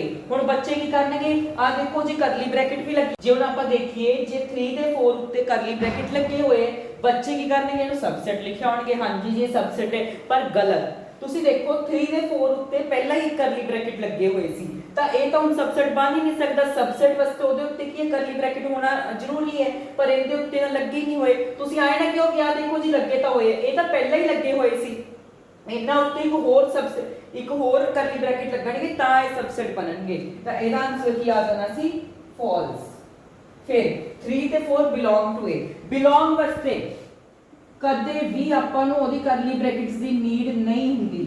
ਹੁਣ ਇੱਥੇ ਵੀ ਆਏ ਨਾ ਕਹਿ ਦੋ ਜੀ ਇਹਦੇ ਉੱਤੇ ਤਾਂ ਕਰਲੀ ਬ੍ਰੈਕਟ ਲੱਗੇ ਹੋਏ, ਪਰ ਤੁਸੀਂ ਦੇਖੋ ਪਹਿਲਾਂ ਤੋਂ ਹੀ ਉਸ ਸੈੱਟ ਵਿੱਚ ਕਰਲੀ ਬ੍ਰੈਕਟ ਲੱਗੇ ਹੋਏ ਸੀ, ਤਾਂ ਇਹਨੂੰ ਕੀ ਹੈ, ਕਰਲੀ ਬ੍ਰੈਕਟ ਤੋਂ ਬਿਨਾ ਹੀ ਮੰਨਾਂਗੇ ਆਪਾਂ, ਤੇ ਇਹ ਕੀ ਹੋਊਗਾ, ਟਰੂ ਹੋਊਗਾ। ਠੀਕ ਹੈ ਜੀ। ਥਰਡ ਪਾਰਟ 3 4 ਇੱਕ ਡਬਲ ਉਹਦੇ ਉੱਤੇ ਕੀ ਨਾਮ ਹੈ, ਕਰਲੀ ਬ੍ਰੈਕਟ, ਫਿਰ ਸਬਸੈਟ ਇਹ ਸਹੀ ਮੰਨਿਆ ਜਾਊਗਾ। ਕਿਉਂ? ਕਿਉਂਕਿ ਇਹਦੇ ਉੱਤੇ ਆਹ ਵਾਲੀ ਕਰਲੀ ਬ੍ਰੈਕਟ ਲੱਗੇ ਹੋਏ। ਠੀਕ ਹੈ ਜੀ। ਫਿਰ 1 4th ਪਾਰਟ ਦੇ ਵਿੱਚ 1 ਬਿਲੋਂਗਸ ਟੂ A। ਮੈਂ ਕੀ ਕਿਹਾ, ਜਦੋਂ ਵੀ ਬਿਲੋਂਗ ਟੂ ਚਾਹੀਦਾ ਹੈ ਉਹਦੇ ਵਾਸਤੇ ਕਰਲੀ ਬ੍ਰੈਕਟ ਨਹੀਂ ਚਾਹੀਦੇ। ਤੁਸੀਂ ਦੇਖ ਸਕਦੇ ਹੋ 1 ਇਹਦੇ ਵਿੱਚ ਆ ਰਿਹਾ ਹੈ, ਤਾਂ ਇਹਦਾ ਆਨਸਰ ਕੀ ਹੋ ਜਾਊਗਾ, ਟਰੂ ਹੋ ਜਾਊਗਾ। 1 ਸਬਸੈਟ ਹੈ, ਰੋਂਗ। ਕਿਉਂ? ਇਹਦੇ ਨਾਲ ਕਰਲੀ ਬ੍ਰੈਕਟਸ ਹੀ ਨਹੀਂ ਹੈਗੇ। ਠੀਕ ਹੈ ਜੀ। 6 1 2 5 सबसेट है। ਤੁਸੀਂ ਆਪ ਦੇਖੋ ਇਹਨਾਂ ਦੇ ਉੱਤੇ ਕਰਲੀ ਬ੍ਰੈਕਟ ਵੀ ਲੱਗੇ ਹੋਏ ਨੇ ਤੇ ਅਲੱਗ-ਅਲੱਗ ਹੈ, ਤੇ ਇਹ ਕੀ ਹੋ ਜਾਊਗਾ, ਫਿਰ सबसेट हो जाऊगा। तो ਇਹਦਾ आंसर ਕੀ ਆ ਜਾਊਗਾ, ट्रू आ जाऊगा। ठीक है जी। फिर 7 1 2 3 सबसेट है। 1 2 3 ਜਿਹੜਾ 3 ਤੇ 4 ਹੈ ਨਾ, ਉਹ ਇੱਕ ਅਲੱਗ ਫੈਮਿਲੀ ਹੈ। ਜਿਹੜਾ ਵੱਡੀ ਫੈਮਿਲੀ ਤੇ ਇੱਕ ਛੋਟੀ ਜੀ ਫੈਮਿਲੀ ਹੈ, ਤੇ ਇਹ ਫੈਮਿਲੀ ਦਾ ਮੈਂਬਰ ਆਪਾਂ ਅਲੱਗ ਨਹੀਂ ਕਰ ਸਕਦੇ। ਹੁਣ 3 ਤਾਂ ਇਸ ਬੰਧਨ ਵਿੱਚ ਬੰਨਿਆ ਹੋਇਆ ਹੈ, ਇਹ ਬੰਧਨ ਨੂੰ ਤੋੜ ਕੇ ਇਹਨਾਂ ਨੇ 3 ਨੂੰ ਬਾਹਰ ਕੱਢਤਾ, ਇਹ ਤਾਂ ਗਲਤ ਹੈ, ਜਿਹਦੇ ਕਰਕੇ ਇਹਦਾ ਵੀ ਆਨਸਰ ਕੀ ਆ ਜਾਊਗਾ, ਫਾਲਸ ਆ ਜਾਊਗਾ। ਸਮਝ ਗਏ? ਜਿਹੜਾ 3 ਆ ਉਹ ਇਸ ਫੈਮਿਲੀ ਵਿੱਚ ਹੈ, 3 ਨੂੰ ਆਪਾਂ ਬਾਹਰ ਆਈ ਅਲੱਗ ਕਿਸੇ ਨਾਲ ਵੀ ਜੋੜ ਨਹੀਂ ਸਕਦੇ, ਇਸ ਕਰਕੇ ਇਹਦਾ ਆਨਸਰ ਫਾਲਸ ਆਊਗਾ। 5 ਬਿਲੋਂਗ ਟੂ A। 5 ਕਦੇ ਵੀ ਬਿਲੋਂਗ ਨਹੀਂ ਕਰਦਾ ਹੁੰਦਾ, 5 ਸਬਸੈਟ ਹੁੰਦਾ ਹੈ, ਬਿਲੋਂਗ ਨਹੀਂ ਕਰਦਾ ਹੁੰਦਾ। 5 ਸਬਸੈਟ ਹੈ, ਬਿਲਕੁਲ ਸਹੀ, 5 सबसेट है। पर मैं की क्या से कदे भी 5 ना करली ब्रैकेट नहीं आंदे, ਇੱਥੇ ਕਰਲੀ ਬ੍ਰੈਕਟ ਲੱਗੇ ਹੋਏ ਹੈ, ਤਾਂ ਇਹਦਾ ਆਨਸਰ ਕੀ ਆ ਜਾਊਗਾ, ਫਾਲਸ ਆ ਜਾਊਗਾ। 1 2 5 ਬਿਲੋਂਗਸ ਟੂ A। ਮੈਂ ਕੀ ਗੱਲ ਕਹੀ ਸੀ, ਬਿਲੋਂਗ ਦੇ ਨਾਲ ਕਦੇ ਵੀ ਕਰਲੀ ਬ੍ਰੈਕਟ ਦੀ ਲੋੜ ਨਹੀਂ ਹੁੰਦੀ, ਤਾਂ ਇਹਦਾ ਆਨਸਰ ਕੀ ਆ ਜਾਊਗਾ, ਫਾਲਸ ਆ ਜਾਊਗਾ। ਆਈ ਹੋਪ ਹਰ ਇੱਕ ਬੱਚੇ ਨੂੰ ਆ ਚੀਜ਼ ਸਮਝ ਆਈ। ਹੁਣ ਆਪਾਂ ਆਪਣੇ ਨੈਕਸਟ ਕੁਐਸਚਨ ਦੀ ਤਰਫ ਚੱਲਦੇ ਹਾਂ। ਅੱਗੇ ਆਪਣੇ ਕੋਲ ਆ ਜਾਂਦੀ ਹੈ ਵੇਨ ਡਾਇਗਰਾਮਸ। देखो मैं वेन डायग्राम्स इस वीडियो के अंदर नहीं समझा रहा, तुसी एनसीईआरटी बुक ओपन करो ते आप पढ़न की कोशिश करो। मैं चाहना तुसी अपना दिमाग खोलो थोड़ा सा, तो आप पढ़ के देखियो, नहीं समझ आऊगी मैं समझा दूंगा लाइव दे विच। ठीक है जी। फिर आएंगे यूनियन। यूनियन का मतलब हुंदा है दो चीज़ां नूं ग्रुप दो इकट्ठा कर देना। यूनियन समझते हैं ना, मान लो पूरी क्लास च यूनिटी बहुत है, यूनिटी मतलब सारे बच्चे इकट्ठे एक पावर दे विच है, हुण आपां बोलदे यूनिटी। यूनियन दा कहण दा भाव है, मान लो एक सेट है 1 2 3 दा, फिर एक बी एक सेट है 2 3 4 दा ते 5 दा। मैं तुहानूं आखां इन्हां दी यूनियन कर दो। यूनियन आपां हमेशा ऐ पाने आ, यू नाल यू नाल आपां यूनियन पाने आ। इन्हां दोनां च यूनियन फाइंड करो। सब तो पहला ਤਾਂ ਤੁਸੀਂ ਆਏ ਦੇਖਣਾ ਹੈ, ਤੁਸੀਂ ਦੋਨਾਂ ਦੇ ਐਲੀਮੈਂਟਸ ਲਿਖਦੇ ਨੇ, ਜਿੰਨੇ ਵੀ ਐਲੀਮੈਂਟਸ ਬਣਦੇ ਹੋਏ, ਜਿਵੇਂ 1 2 3 ਤਾਂ ਲਿਖਤਾ। ਠੀਕ ਹੈ ਜੀ। ਮੈਂ ਕੀ ਕਿਹਾ, ਯੂਨੀਅਨ ਵਾਲੇ ਸਾਰੇ ਐਲੀਮੈਂਟਸ ਲਿਖਨੇ ਹੈ। ਕੰਡੀਸ਼ਨ ਆਏ ਹੈ ਕੋਈ ਵੀ ਐਲੀਮੈਂਟ ਰਿਪੀਟ ਨਹੀਂ ਹੁੰਦਾ। ਮੈਂ ਪਹਿਲਾਂ ਵੀ ਆਖਿਆ ਸੀ ਨਾ ਵੀ ਕੋਈ ਵੀ ਐਲੀਮੈਂਟ ਰਿਪੀਟ ਨਹੀਂ ਕਰ ਸਕਦੇ। ਹੁਣ ਦੇਖੋ ਆਪਾਂ A ਤੇ B ਦੀ ਯੂਨੀਅਨ ਕੱਢਣੀ ਹੈ। ਸਭ ਤੋਂ ਪਹਿਲਾਂ ਮੈਂ ਸਾਰੇ ਐਲੀਮੈਂਟਸ ਲਿਖ ਦੂੰਗਾ A ਦੇ, फिर मैं B दे। हुण देखो 2 पहले ही लिखा गया, 3 पहले ही लिखा गया, तो ਆਪਾਂ 2 ਤੇ ਦੁਬਾਰਾ नहीं लिखांगे, पर अगले एलिमेंट लिख ਦਾਂਗੇ 4 ਤੇ 5। ਇਹੀ ਤੁਹਾਡੀ ਯੂਨੀਅਨ ਆ ਜੂਗੀ A ਯੂਨੀਅਨ B। ਕਹਿਣ ਦਾ ਭਾਵ ਯੂਨੀਅਨ ਦੇ ਵਿੱਚ ਦੋਨਾਂ ਦੇ ਸਾਰੇ ਐਲੀਮੈਂਟ ਲਿਖਨੇ ਆ, ਪਰ ਕੋਈ ਵੀ ਰਿਪੀਟ ਨਹੀਂ ਹੋਣ ਦੇਣਾ। Same intersection. ਇੰਟਰਸੈਕਸ਼ਨ ਕੀ ਹੁੰਦੀ ਹੈ, ਇਹਦਾ ਪੁੱਠਾ ਹੁੰਦਾ ਹੈ। ਪੁੱਠਾ ਮਤਲਬ ਜਿਹੜੇ ਐਲੀਮੈਂਟਸ ਦੋਨਾਂ ਦੇ ਵਿੱਚ ਕਾਮਨ ਹੈ, मान लो आ देख लो 1 2 3, ए दी आप इंटरसेक्शन आप पुट्ठी यू नाल करदे आ, ते बी सेट है 2 3 4 5। मैं आखां इन्हां दी मैनू इंटरसेक्शन दसो। इंटरसेक्शन वास्ते पहला तुसी चेक करना है दोनों च कॉमन की है। कॉमन मतलब जो दोनों च सांझे है, दोनों विच आ रहे हैं। कि मैं चेक करूंगा, पहला 1 देखो, 1 की इस विच आ रहा है, नहीं आ रहा। 2 इस विच आ रहा है, हां जी आ रहा है, 2 ते टिक लगा दो। 3 इस विच आ रहा है, हाँ जी आ रहा है, इधर तो बचे ही नहीं कुछ। फिर आप देखा कि 2 ते 3 कॉमन आ रहे, यानी कि सांझे आ रहे हैं, तो इंटरसेक्शन की आ जाऊगी 2 ते 3। यूनियन ਵਿੱਚ ਆਪਾਂ ਦੋਨਾਂ ਦੇ ਸਾਰੇ ਐਲੀਮੈਂਟ ਲਿਖਦੇ ਆ ਪਰ ਰਿਪੀਟ ਨਹੀਂ ਹੋਣ ਦਿੰਦੇ। ਇੰਟਰਸੈਕਸ਼ਨ ਦੇ ਵਿੱਚ ਜਿਹੜੇ ਸਾਂਝੇ ਹੈ ਦੋਨਾਂ 'ਚ, ਜਿਵੇਂ 2 ਦੋਨਾਂ ਵਿੱਚ ਸਾਂਝਾ ਸੀ, 3 ਦੋਨਾਂ ਵਿੱਚ ਸਾਂਝਾ ਸੀ, ਤਾਂ ਬਸ ਉਹੀ ਲਿਖਣਾ ਹੈ ਤੇ ਉਹੀ ਇਹਦੀ ਇੰਟਰਸੈਕਸ਼ਨ ਹੋਊਗੀ। डिफरेंस ਹੁੰਦੀ ਹੈ a b ਜਾਂ ਫਿਰ b a। ਸਭ ਤੋਂ ਪਹਿਲਾਂ ਤਾਂ ਤੁਸੀਂ ਚੈੱਕ ਕਰਨਾ ਹੈ ਸਾਂਝੇ ਐਲੀਮੈਂਟਸ ਕੀ ਆ ਰਹੇ ਹੈ। ਆਪਾਂ ਦੇਖਿਆ ਜਿਹੜੇ ਸਾਂਝੇ ਐਲੀਮੈਂਟਸ ਸੀਗੇ 2 ਤੇ 3। ਹੁਣ ਜੇ ਤਾਂ ਹੈਗਾ a b ਲਈ ਕੀ ਕਰੋਗੇ, ਜਿਹੜਾ a ਸੈੱਟ ਹੈ, ਜਿਹੜਾ ਮੂਰੇ ਵਾਲਾ ਸੈੱਟ ਹੈ, ਉਹਦੇ ਵਿੱਚੋਂ ਸਾਂਝੇ ਐਲੀਮੈਂਟ ਕੱਢ ਦੋ। ਆ ਦੋਨੋਂ ਐਲੀਮੈਂਟ ਜਦੋਂ ਮੈਂ ਕੱਢਤੇ ਕੀ ਬਚ ਗਿਆ, 1 ਬਚ ਗਿਆ, ਤਾਂ 1 ਹੀ ਤੁਹਾਡਾ ਆਨਸਰ ਆ ਜੂ। ਸਮਝ ਨਹੀਂ ਆਇਆ? ਮੈਂ ਤੁਹਾਨੂੰ ਸਮਝਾਣਾ। ਜਦੋਂ ਵੀ ਆਪਾਂ ਕਿਸੇ ਵੀ ਸੈੱਟ ਦਾ ਡਿਫਰੈਂਸ ਕਰਨਾ ਹੁੰਦਾ ਹੈ, डिफरेंस मतलब a b ਲਈ ਸਭ ਤੋਂ ਪਹਿਲਾਂ a ਤੇ b ਦੇ ਵਿੱਚ ਸਾਂਝੇ ਐਲੀਮੈਂਟ ਦੇਖ ਲਓ। ਸਾਂਝੇ ਐਲੀਮੈਂਟ ਸੀਗੇ 2 ਤੇ 3। ਮੈਂ ਕੀ ਕੀਤਾ, ਜਿਹੜਾ ਵੀ ਮੂਰੇ ਲਿਖਿਆ ਹੋਇਆ ਹੈ ਮੂਰਲੇ ਵਿੱਚੋਂ ਜਿਹੜੇ ਸਾਂਝੇ ਐਲੀਮੈਂਟ ਆ ਉਹ ਕੱਢ ਦੋ। ਜਦੋਂ ਮੈਂ ਭੁੱਲ ਗਿਆ, ਆ ਭੁੱਲ ਜੋ ਇੱਥੇ ਹੈਗੇ ਕੀ ਬਚ ਗਿਆ 1। ਉਹੀ ਜੇ ਮੈਂ ਗੱਲ ਕਰਾਂ b a, ਸਾਂਝੇ ਐਲੀਮੈਂਟ ਕੀ ਸੀਗੇ 2 ਤੇ 3। 2 ਤੇ 3 ਭੁੱਲ ਜੋ b ਸੈੱਟ ਦੇ ਵਿੱਚ ਕਿਹੜੇ ਬਚ ਗਏ 4 ਤੇ 5, ਤਾਂ ਉਹ ਕੀ ਆਜੂ b a यानी कि 4 ਤੋਂ 5। ਕਹਿਣ ਦਾ ਭਾਵ ਜੇ ਤਾਂ ਡਿਫਰੈਂਸ ਕਰਨਾ ਹੈ ਤਾਂ ਸਭ ਤੋਂ ਪਹਿਲਾਂ ਦੇਖੋ ਸਾਂਝੇ ਐਲੀਮੈਂਟ ਕੀ ਹੈ। ਜਿਹੜੇ ਸਾਂਝੇ ਐਲੀਮੈਂਟ ਆ ਰਹੇ ਆ ਉਹ ਮੂਰਲੇ ਵਿੱਚੋਂ ਕੱਢ ਦੋ। ਮੈਂ ਕੱਢਤੇ ਤੇ ਜਿਹੜਾ ਬਚ ਗਿਆ ਉਹ ਤੁਹਾਡਾ ਆਨਸਰ ਆਊਗਾ। ਚਾਹੇ a ਦੇ ਵਿੱਚ ਕੁਝ ਮਰਜ਼ੀ ਬਚੀ ਚੱਲੇ, ਆਪਾਂ ਨੂੰ ਫਰਕ ਨਹੀਂ ਪੈਂਦਾ। ਆਪਾਂ ਨੂੰ ਸਿਰਫ ਮੂਰਲਾ ਦੇਖਣਾ ਹੈ ਕਿ ਮੂਰਲੇ ਵਿੱਚੋਂ ਸਾਂਝੇ ਐਲੀਮੈਂਟ ਕੱਢਣ ਤੋਂ ਬਾਅਦ ਜੋ ਵੀ ਚੀਜ਼ ਬਚ ਰਹੀ ਹੈ ਉਹਨੂੰ ਆਪਾਂ ਲਿਖਤਾ। ਮੰਨ ਲਓ ਜੇ ਤੇ ਕੁਝ ਵੀ ਨਾ ਬਚਦਾ ਤਾਂ ਆਪਾਂ ਕੀ ਲਿਖ ਦਿੰਦੇ, ਫਾਇਲ ਲਿਖ ਦਿੰਦੇ, मतलब एम्प्टी लिख ਦਿੰਦੇ। ठीक है जी। थोड़े से ਅੱਗੇ लॉस समझाना, लॉस ਤੋਂ ਬਾਅਦ 2 क्वेश्चन कराऊंगा, फिर कॉम्प्लीमेंट करा के चैप्टर खत्म कर देंगे। ठीक है जी। स्लाइड ਤੁਹਾਨੂੰ ਟੈਲੀਗ੍ਰਾਮ ਉੱਤੇ ਮਿਲ ਜੂਗੀ।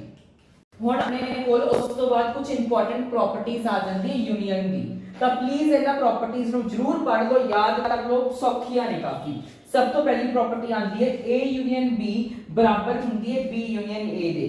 ਸਹੀ ਗੱਲ ਵੀ ਹੈ। ਮੰਨ ਲਓ ਮੈਂ ਇੱਕ a ਸੈੱਟ ਲੈ ਰਿਹਾ 1 ਤੇ 2 ਦਾ, ਤੇ b ਸੈੱਟ ਲੈ ਰਿਹਾ ਮੈਂ 2 ਤੇ 3 ਦਾ। ਹੁਣ ਜੇ ਮੈਂ ਆਖਾਂ ਤੁਹਾਨੂੰ a ਯੂਨੀਅਨ b ਦੱਸੋ, ਤਾਂ ਤੁਸੀਂ a ਯੂਨੀਅਨ b ਵਾਸਤੇ ਕੀ ਕਰਦੇ ਹੁੰਦੇ ਆ, ਸਭ ਤੋਂ ਪਹਿਲਾਂ ਤਾਂ a ਦੇ ਸਾਰੇ ਐਲੀਮੈਂਟਸ ਲਿਖ ਲਓ, ਫਿਰ b ਦੇ ਐਲੀਮੈਂਟਸ ਆਪਾਂ ਰਿਪੀਟ ਨਹੀਂ ਕੋਈ ਕਰਨ ਦੇਣਾ, 2 ਰਿਪੀਟ ਹੋ ਰਿਹਾ ਲਿਖਿਆ ਹੀ ਨਹੀਂ, ਫਿਰ 3 ਲਿਖਤਾ। ਹੁਣ ਜੇ ਮੈਂ ਆਖਾਂ b ਯੂਨੀਅਨ a ਤਾਂ ਉਹ ਕੀ ਆਊਗੀ। ਹੁਣ ਆ ਦੇਖੋ ਜੀ, b ਯੂਨੀਅਨ a ਵਾਸਤੇ ਪਹਿਲਾਂ b ਦੇ ਸਾਰੇ ਐਲੀਮੈਂਟਸ ਲਿਖ ਲੈ, फिर a ਦੇ ਲਿਖ ਲਓ, 1 ਕੀ ਹੈ ਆ ਜਾਊਗਾ, 2 ਰਿਪੀਟ ਹੋ ਰਿਹਾ, 2 ਆਪਾਂ ਲਿਖਿਆ ਹੀ ਨਹੀਂ। ਹੁਣ ਤੁਸੀਂ ਆਏ ਦੇਖੋ ਇਹ ਦੋਨੋਂ ਇਕੁਅਲ ਸੈਟਸ है, आप दसो नंबर ऑफ एलिमेंट्स भी सेम है, एलिमेंट्स भी वही है, बस उल्ट पुल्ट ऑर्डर च आ गए, पर सेम तो है। वही चीज अपन केड़ा लॉ बोल रहे हैं, कम्यूटेटिव लॉ। तो एक ही हो गया, प्रूफ भी हो गया। फिर a union b bracket union c बराबर हुंदा है a union bracket b union c। हुण ਇਹਦੇ ਵਾਸਤੇ ਆਪਾਂ ਇੱਕ c ਸੈੱਟ ਵੀ ਲੈ ਲੈਂਦੇ ਆ ਜਿਹਦੇ ਵਿੱਚ ਐਲੀਮੈਂਟਸ ਹੈ 3 ਤੇ 4। सेम चीज लिखना है। सब तो पहला तुसी a यूनियन b कढ लो, a यूनियन b कट्टी अपने कोल की आया 1 2 3, ओदी यूनियन कढ लो c नाल, आही चीज आऊगी। a यूनियन b की अपने कोल 1 2 3 यूनियन c, c नाल ਇਹਦੀ यूनियन ਕੱਢਣੀ ਹੈ। c ਨਾਲ ਆਪਾਂ ਕੀ ਕਰਾਂਗੇ, ਸਾਰੇ ਐਲੀਮੈਂਟਸ ਲਿਖਾਂਗੇ, ਬਸ ਰਿਪੀਟ ਨਹੀਂ ਕੋਈ ਵੀ ਹੋਣ ਦਵਾਂਗੇ। ਤਾਂ ਉਹ ਕੀ ਆ ਗਿਆ 1 2 3 4। ਫਿਰ ਆ ਕਰ ਲਓ b यूनियन c ਕੱਢ ਲਓ ਪਹਿਲਾਂ, b यूनियन c ਕਿੰਨੀ ਆ ਰਹੀ ਹੈਗੀ, b यूनियन c 2 ਤੇ 3 ਤੇ 4। ਠੀਕ ਹੈ ਜੀ। ਇਹਦੀ यूनियन ਕੱਢ ਲਓ ਤੁਸੀਂ a ਨਾਲ, एलिमेंट रिपीट नहीं कोई भी होने दवांगे। देखियो आ चीज ते आ चीज बराबर नहीं आ रही। मैं आप थोड़े सामने कीता, सब तो पहले मैं a यूनियन b अपने को पहले ही पई सी, ओदी मैं यूनियन कढ ली c नाल, आ चीज आ गई। फिर मैं b यूनियन c फाइंड कीती ते ओदी यूनियन कढ ली a नाल, ते आही चीज आ गई। तो दोनों पासे की आ रही है बराबर। वही चीज अपन केड़ा लॉ बोल रहा सी, एसोसिएटिव लॉ। तो आ भी की हो गया, प्रूफ हो गया। फिर जे तुसी किसी भी चीज दी यूनियन कढोगे फाइनल तो वही सेट आउ, गल भी सही है। मान लो आही सेट ले लो 1 ਤੇ 2 ਦੀ, ਜਦੋਂ ਮੈਂ यूनियन करूंगा ਇਹਦੇ ਨਾਲ ਕੀ ਨਾਮ ਹੈ फाइनल। फाइनल जब फाइ ਕੀ ਹੁੰਦਾ ਹੈ, ਸਭ ਤੋਂ ਪਹਿਲਾਂ ਮੈਨੂੰ फाइ ਦੱਸੋ ਕੀ ਹੁੰਦਾ ਹੈ। फाइ ਇੱਕ ਐਮਪਟੀ ਸੈਟ ਹੈ ਜਿਸ 'ਚ ਕੋਈ ਵੀ ਐਲੀਮੈਂਟ ਨਹੀਂ ਹੁੰਦਾ। ਹੁਣ ਆਪਾਂ ਕੀ ਕਰਨਾ ਹੈ, 1 ਤੇ 2 ਦੀ यूनियन ਕੱਢਣੀ ਹੈ फाइनल। ਜਦੋਂ ਕਿ ਕਿਸੇ ਵੀ ਚੀਜ਼ ਦੀ ਮੈਂ यूनियन ਕੱਢੂੰਗਾ ਇਹਦੇ ਨਾਲ फाइनल, ਜਦੋਂ ਇਹ 'ਚ ਕੋਈ ਐਲੀਮੈਂਟ ਹੀ ਨਹੀਂ ਹੈ, ਆਪਾਂ ਕੀ ਕਰਨਾ ਹੁੰਦਾ यूनियन 'ਚ ਇਹਦੇ ਐਲੀਮੈਂਟ ਤੇ ਇਹਦੇ ਐਲੀਮੈਂਟ ਦੋਨਾਂ ਦੇ ਲਿਖਣੇ ਹੁੰਦੇ, ਪਰ ਇਹ 'ਚ ਤਾਂ ਕੋਈ ਐਲੀਮੈਂਟ ਹੀ ਨਹੀਂ, ਤਾਂ ਇਕੱਲੇ ਇਹਦੇ ਐਲੀਮੈਂਟ ਹੀ ਨਹੀਂ ਲਿਖਾਂਗੇ ਆਪਾਂ, ਜੋ ਕਿ ਆ ਜਾਊਗਾ 1 ਤੇ 2। ਤੇ ਇਹੀ ਕੀ ਸੀ ਆਪਣਾ A ਸੈਟ। ਤਾਂ ਆਪਾਂ ਕਹਿ ਸਕਦੇ ਆ ਨਾ ਕਿ ਜਦੋਂ ਵੀ ਆਪਾਂ ਯੂਨੀਅਨ ਕਰਦੇ ਆ ਕਿਸੇ ਵੀ ਫਾਈ ਨਾਲ ਉਦੋਂ ਉਹੀ ਸੈਟ ਆਪਣੇ ਕੋਲ ਆ ਜਾਂਦਾ ਹੈ। ਇਹ ਕੀ ਕਿਹੜਾ ਲਾਅ ਹੈ? Law of identity. ਮੈਂ ਸਮਝਾ ਰਿਹਾ ਨਾਲ ਨਾਲ ਤੁਹਾਨੂੰ ਲਾਅ ਐਕਸਪਲੇਨ ਕਰ ਰਿਹਾ, ਮਤਲਬ ਇੱਕ ਤਰ੍ਹਾਂ ਤੋਂ ਤੁਸੀਂ ਕਹਿ ਸਕਦੇ ਹੋ ਕਿ ਤੁਹਾਨੂੰ ਪ੍ਰੂਵ ਕਰ ਰਹੇ ਹਾਂ ਲਾਜ਼ ਨੂੰ। ਠੀਕ ਹੈ। ਫਿਰ ਚੌਥਾ ਲਾਅ, ਜੇ ਤੁਸੀਂ A ਦੀ ਯੂਨੀਅਨ A ਨਾਲ ਕੱਢੋਗੇ ਤਾਂ A ਆ ਜੂ, ਗੱਲ ਵੀ ਸਹੀ ਹੈ। ਮੰਨ ਲਓ ਆਹੀ ਲੈ ਲਓ 1 ਤੇ 2 ਦੀ ਮੈਂ ਯੂਨੀਅਨ 1 ਤੇ 2 ਨਾਲ ਹੀ ਕੱਢ ਰਿਹਾ। ਹੁਣ ਮੈਨੂੰ ਆਏ ਦੱਸੋ ਯੂਨੀਅਨ ਵਾਲੇ ਆਪਾਂ ਦੋਨਾਂ ਦੇ ਸਾਰੇ ਐਲੀਮੈਂਟਸ ਲਿਖਦੇ ਹਾਂ। ਸਭ ਤੋਂ ਪਹਿਲਾਂ ਤਾਂ ਆਹੀ ਲਿਖਦੇ, ਪਹਿਲਾਂ ਮੈਂ ਸਾਰਾ ਆਵਲਾ ਸੈੱਟ ਚੱਕ ਕੇ ਲਿਖਤਾ, ਰਿਪੀਟ ਨਹੀਂ ਹੋਣ ਦਿੰਦੇ। ਦੋਨਾਂ ਦੇ ਸਾਰੇ ਐਲੀਮੈਂਟਸ ਲਿਖਣੇ ਪਰ ਕੋਈ ਰਿਪੀਟ ਨਾ ਹੋਵੇ। ਹੁਣ ਆ ਦੇਖੋ ਦੋਨਾਂ ਐਲੀਮੈਂਟਸ ਚ ਮੈਂ ਸਾਰੇ ਤਾਂ ਲਿਖਤੇ, ਰਿਪੀਟ ਕੋਈ ਹੋਣ ਨਹੀਂ ਦਿੱਤਾ। ਆਹੀ ਚੀਜ਼ ਤਾਂ ਆਪਣਾ A ਸੈੱਟ ਸੀ, ਆਹੀ ਚੀਜ਼ ਆਪਣਾ ਆ ਵਾਲਾ A ਸੈੱਟ ਵੀ ਸੀ, ਤਾਂ ਆ ਵੀ ਕੀ ਹੋ ਗਈ? ਪ੍ਰੂਵ ਹੋ ਗਈ ਤੇ ਆ ਲਾਅ ਵੀ ਆਪਣਾ ਹੋ ਗਿਆ। ਫਿਰ ਯੂਨੀਵਰਸਲ ਸੈੱਟ ਦੀ ਜਦੋਂ ਵੀ ਆਪਾਂ ਯੂਨੀਅਨ A ਨਾਲ ਕੱਢਾਂਗੇ ਤਾਂ ਯੂਨੀਵਰਸਲ ਸੈੱਟ ਆਉ, ਗੱਲ ਵੀ ਸਹੀ ਹੈ। ਯੂਨੀਵਰਸਲ ਸੈੱਟ ਕੀ ਹੁੰਦਾ ਹੈ? ਜਿਹਦੇ ਵਿੱਚ ਸਾਰੇ ਸੈੱਟ ਆ ਜਾਂਦੇ। ਯੂਨੀਵਰਸਲ ਸੈੱਟ ਕੀ ਹੁੰਦਾ ਹੈ? ਜਿਹਦੇ ਵਿੱਚ ਸਾਰੇ ਸੈੱਟਸ ਆ ਜਾਂਦੇ ਤੇ ਜੇ ਉਹਦੀ ਯੂਨੀਅਨ ਆਪਾਂ ਕਿਸੇ ਨਾਲ ਵੀ ਕੱਢੀਏ, ਯੂਨੀਵਰਸਲ ਸੈੱਟ ਦੀ ਯੂਨੀਅਨ ਜਦੋਂ ਆਪਾਂ ਕਿਸੇ ਨਾਲ ਵੀ ਕੱਢਾਂਗੇ ਤਾਂ ਆਪਣੇ ਕੋਲ ਕੀ ਆਊਗਾ? ਯੂਨੀਵਰਸਲ ਸੈੱਟ ਹੀ ਆਊਗਾ। ਕਿਵੇਂ? ਮੰਨ ਲਓ ਮੈਂ ਯੂਨੀਵਰਸਲ ਸੈੱਟ ਦੇਤਾ 1 2 3 4 5 ਦਾ, ਇੱਕ ਤੁਹਾਡੇ ਕੋਲ A ਸੈੱਟ ਹੈ 1 ਤੇ 2 ਦਾ। ਮੈਂ ਆਖਤਾ ਇਹਨਾਂ ਚ ਮੈਨੂੰ ਯੂਨੀਅਨ ਕੱਢ ਕੇ ਦਿਖਾਓ। ਯੂਨੀਅਨ ਵਾਸਤੇ ਤੁਸੀਂ ਕੀ ਕਰੋਗੇ? ਦੋਨਾਂ ਦੇ ਸਾਰੇ ਐਲੀਮੈਂਟਸ ਲਿਖ ਦੋਗੇ। ਚਲਾਓ ਸਾਰੇ ਐਲੀਮੈਂਟਸ ਲਿਖੀਏ 1 2 3 4 5, पर कोई भी एलिमेंट रिपीट नहीं होना। 1 ਤੇ 2 रिपीट हो रहे सी, मैं लिखे नहीं, पर यूनिवर्सल सेट ਦੇ ਤਾਂ ਸਾਰੇ ਲਿਖਨੇ ਸੀ ਨਾ, ਇਹਦੇ ਵੀ ਸਾਰੇ ਲਿਖਨੇ ਸੀ। ਦੋਨਾਂ ਦੇ ਦੇਖੋ ਐਲੀਮੈਂਟ ਮੈਂ ਸਾਰੇ ਲਿਖੇ ਪਰ ਰਿਪੀਟ ਨਹੀਂ ਹੋਣ ਦਿੱਤਾ ਤੇ ਆਹੀ ਤਾਂ ਆਪਣਾ ਕੀ ਸੀਗਾ? Universal set. ਤਾਂ ਵੀ ਚੀਜ਼ ਕੀ ਹੋਗੀ? ਪ੍ਰੂਫ ਹੋਗੀ। ਇਹਨੂੰ ਆਪਾਂ ਬੋਲਦੇ ਆ ਲਾਅ ਆਫ ਯੂਨੀਅਨ ਯੂਨੀਵਰਸਲ। ਸਮਝ ਆ ਗਿਆ ਸਭ ਨੂੰ? ਪੰਜੋ ਲਾਅਸ ਕਾਫੀ ਕੰਮ ਆਉਣੇ ਆ ਤੇ ਇਹ ਸਲਾਈਡ ਵੀ ਟੈਲੀਗ੍ਰਾਮ ਤੇ ਮਿਲ ਜੂਗੀ। बस कुछ नहीं सी बेटा, ये सारे लॉज ने जेडे तुहानू याद करने हैं। कुछ नहीं आ मैं सारे प्रूफ भी करके दिखा दे कि A यूनियन B बराबर हो B union A union B bracket union C A बराबर हुंदे हैं। इहदे मैं सारे तुहानू आ प्रूफ भी करते थोड़ी अखां दे सामने है। पर मेरी सब नाल एक रिक्वेस्ट है, जेडे NCERT दे विच क्वेश्चन है प्लीज ये सारे आप कर लो। हुण आपां डिस्कस करांगे इंटरसेक्शन दी प्रॉपर्टीज बारे। वो सीगे यूनियन दिया तो ए होंगे इंटरसेक्शन दी प्रॉपर्टीज। सब तो पहली प्रॉपर्टी A इंटरसेक्शन B बराबर होगी B intersection A they. Same वही चीज हो चुकी सी, A यूनियन B बराबर सी B यूनियन A दे, वही गल होगी। मैं तुहानू करके दिखाना। मान लो अपने को A एक सेट है 1 ते 2, B एक सेट है 2 ते 3। मैं आखा मैनू A इंटरसेक्शन B दस दो। इंटरसेक्शन का मतलब कल्ले कॉमन एलिमेंट एक नहीं आ रहा, दो इन्हां दोनों च कॉमन सी। कॉमन का मतलब साझा, दोनों विच दो साझा आ रहा है तो 2 आ गया। सेम जे तुसी B इंटरसेक्शन A कढोगे तां भी 2 ही आ रहा है। आंसर की हो गया? सेम हो गया। तो A आइडेंटिटी की होगी? प्रूव होगी। फिर आ वाली identity A union B bracket close intersection C, A भी प्रूव हो जूगी। करके देखियो A इंटरसेक्शन फाई बराबर हुंदा फाई दे। आ समझाना। मान लो अपने को सेट सी A1 ते 2, इनकी इंटरसेक्शन कढनी है मैं फाई नाल। फाई का मतलब समझ गए कि कोई भी उस एलिमेंट ही नहीं है। जदों इस च कोई एलिमेंट ही नहीं है तो मैं कॉमन की निकलूगा? कुछ भी नहीं कॉमन निकलूगा ना। आ देखो फाई नो पाए लिख सकते हैं भी कुछ भी नहीं है इहदे विच। ਜਦੋਂ ਇਹਦੇ ਵਿੱਚ ਕੁਝ ਹੈ ਹੀ ਨਹੀਂ ਇਸ ਸੈੱਟ ਵਿੱਚ ਤਾਂ ਦੋਨਾਂ ਚ ਸਾਂਝਾ ਕਿਵੇਂ ਨਿਕਲ ਜੂ? ਕੁਝ ਵੀ ਸਾਂਝਾ ਨਹੀਂ ਨਿਕਲੂਗਾ ਤਾਂ ਆਨਸਰ ਕੀ ਆਊਗਾ? 5। ਤੇ ਇਹੀ ਚੀਜ਼ ਇਹਨਾਂ ਨੇ ਲਿਖੀ ਹੈ ਤੇ ਇਹ ਵੀ ਆਪਾਂ ਪ੍ਰੂਫ ਕਰਤੀ। ਫਿਰ ਯੂਨੀਵਰਸਲ ਸੈੱਟ ਦੀ ਜੇ ਤੁਸੀਂ ਯੂਨੀਅਨ ਇੰਟਰਸੈਕਸ਼ਨ ਕੱਢੋਗੇ A ਨਾਲ, ਮੰਨ ਲਓ ਤੁਹਾਡੇ ਕੋਲ ਆਹ ਹੈਗਾ ਤੁਹਾਡਾ A ਸੈੱਟ। ਯੂਨੀਵਰਸਲ ਸੈੱਟ ਮੈਂ ਤੁਹਾਨੂੰ ਦਿੰਨਾ ਆ ਸੀ 1 2 3 4 ਤੇ 5। ਇਹਦੀ ਤੁਸੀਂ ਇੰਟਰਸੈਕਸ਼ਨ ਕੱਢ ਰਹੇ ਹੋ 1 2 3 4 5। ਤੁਸੀਂ ਕਲੀਅਰਲੀ ਦੇਖ ਸਕਦੇ ਹੋ ਸਿਰਫ ਸਾਂਝੇ ਐਲੀਮੈਂਟਸ ਵਿੱਚ 1 ਤੇ 2 ਹੈ ਤਾਂ 1 ਤੇ 2 ਹੀ ਇਹ ਚ ਸਾਂਝੇ ਐਲੀਮੈਂਟਸ ਆ ਰਹੇ ਤੇ 1 ਤੇ 2 ਕੀ ਸੀ? ਆਪਣਾ A ਸੈਟ। ਉਹੀ ਚੀਜ਼ ਇਹਨਾਂ ਨੇ ਲਿਖੀ ਹੈ ਤੇ ਇਹ ਵੀ ਚੀਜ਼ ਪ੍ਰੂਵ ਹੋ ਗਈ।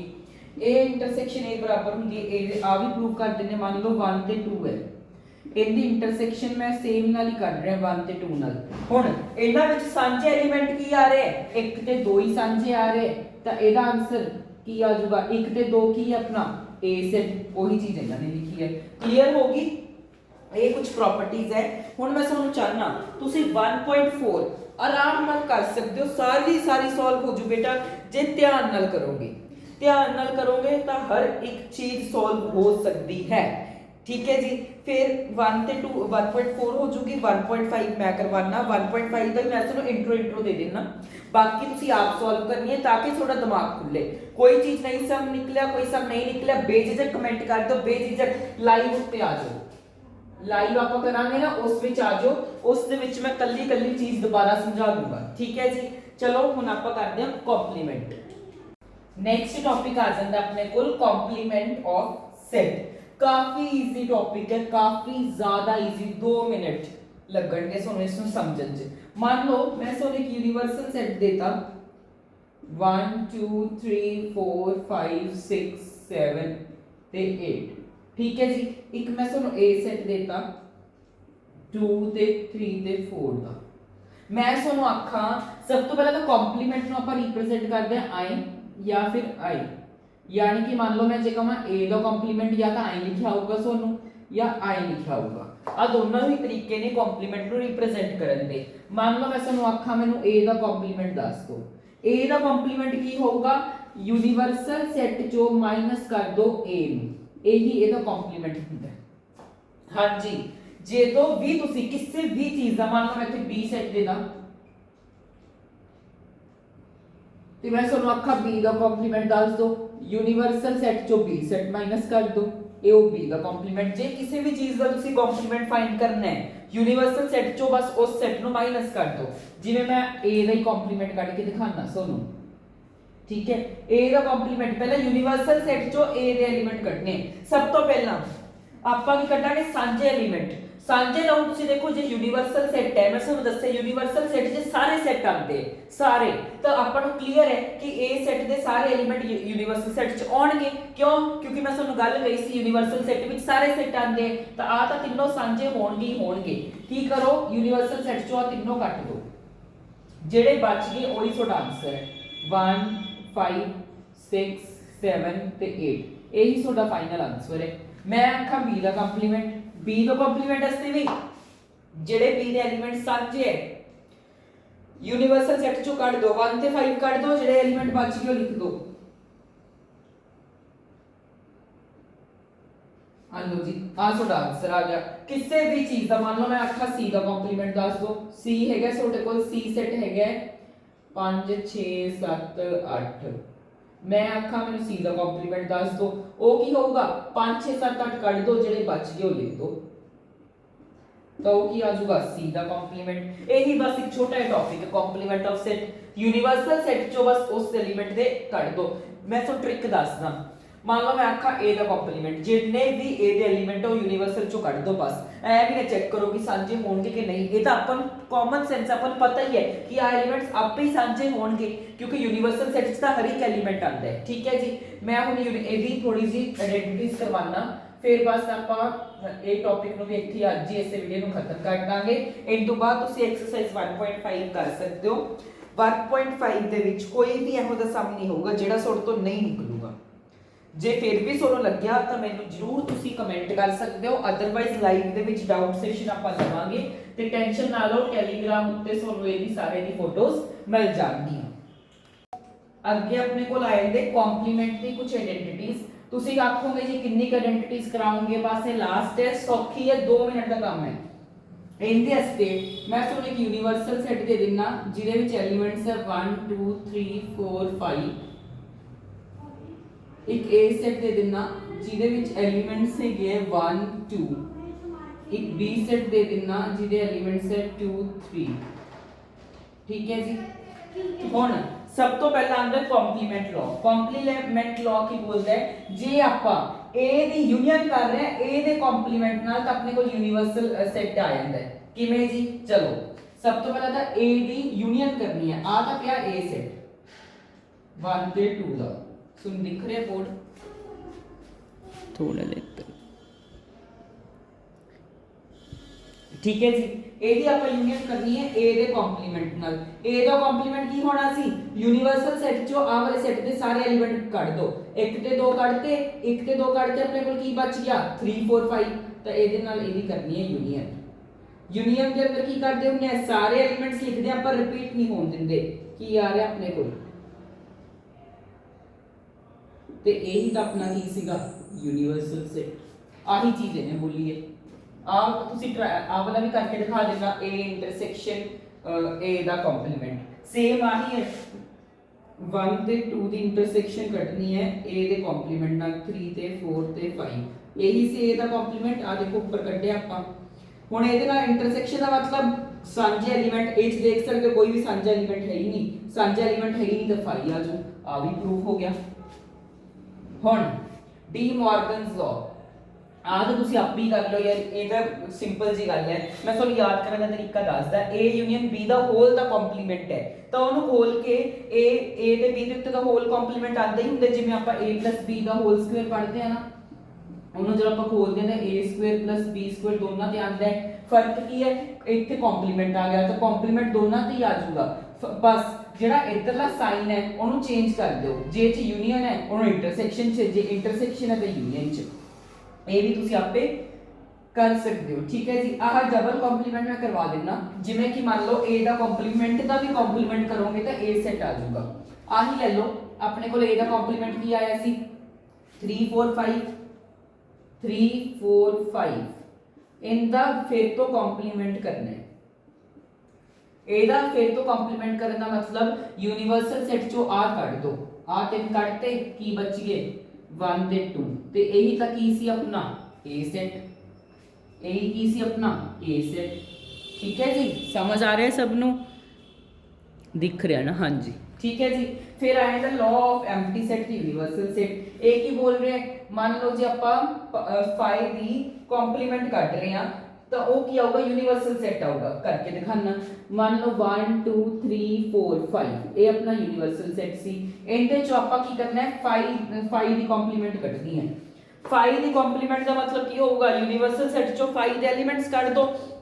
ਯੂਨੀਵਰਸਲ ਸੈਟ ਚੋਂ ਜੇ ਆਪਾਂ ਕੁਝ ਵੀ 5 ਮਤਲਬ ਖਾਲੀ ਕੋਈ ਵੀ ਚੀਜ਼ ਕੱਢੋਗੇ ਜਦੋਂ ਕੁਝ ਨਿਕਲੂਗਾ ਹੀ ਨਹੀਂ ਕਿਉਂਕਿ ਇਹ ਤਾਂ ਖਾਲੀ ਹੈ ਇਹਦੇ ਵਿੱਚੋਂ ਆਪਾਂ 5 ਕੱਢਣਾ ਹੈ 5 ਦਾ ਮਤਲਬ ਖਾਲੀ ਇਹ ਚੋਂ ਜੇ ਕੁਝ ਨਿਕਲੂਗਾ ਹੀ ਨਹੀਂ ਤਾਂ ਕੀ ਬਚ ਜੂਗਾ ਯੂਨੀਵਰਸਲ ਸੈਟ ਉਹੀ ਚੀਜ਼ ਇਹਨਾਂ ਨੇ ਕਹੀ ਹੈ ਫਿਰ ਇਹਨਾਂ ਨੇ ਕਿਹਾ ਯੂਨੀਵਰਸਲ ਸੈਟ ਦਾ ਕੰਪਲੀਮੈਂਟ ਯੂਨੀਵਰਸਲ ਸੈਟ ਦਾ ਕੰਪਲੀਮੈਂਟ ਮਤਲਬ 1 2 3 4 5 ਇਹ ਤਾਂ ਯੂਨੀਵਰਸਲ ਸੈਟ ਸੀ ਇਹ ਚੋਂ ਫਿਰ ਤੋਂ ਮਾਈਨਸ ਕਰ ਦੋ 1 2 3 4 5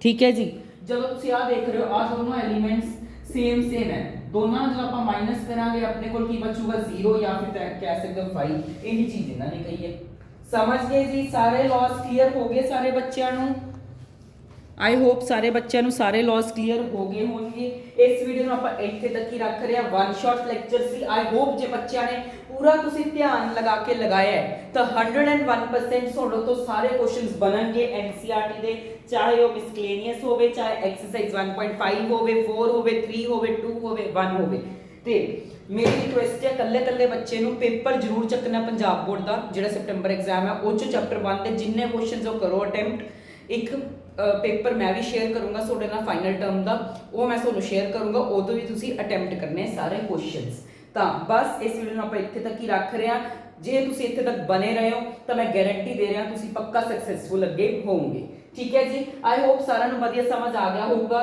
ਟੈਲੀਗ੍ਰਾਮ ਉੱਤੇ ਕੱਲੀ ਜਿਹੜੀ ਸਲਾਈਡ ਹੈ ਇਹਦੀ ਉਹ ਮਿਲ ਜਾਣਗੇ ਫੋਟੋਜ਼ ਮਿਲ ਜਾਣਗੀਆਂ ਜੇ ਕਿਸੇ ਬੱਚੇ ਨੂੰ ਡਾਊਟ ਹੈ ਲਾਈਵ ਕਲਾਸ ਆ ਜਾਓ ਸੰਡੇ ਨੂੰ ਠੀਕ ਹੈ ਜੀ ਟਾਈਮ ਆਪਾਂ ਡਿਸਾਈਡ ਕਰ ਲਾਂਗੇ बस जी इस वीडियो में इतने तक ही रख रहे हैं thanks everyone for watching this video subscribe like comment जरूर करके जाओ मेरे सारे विद्यार्थी धन्यवाद।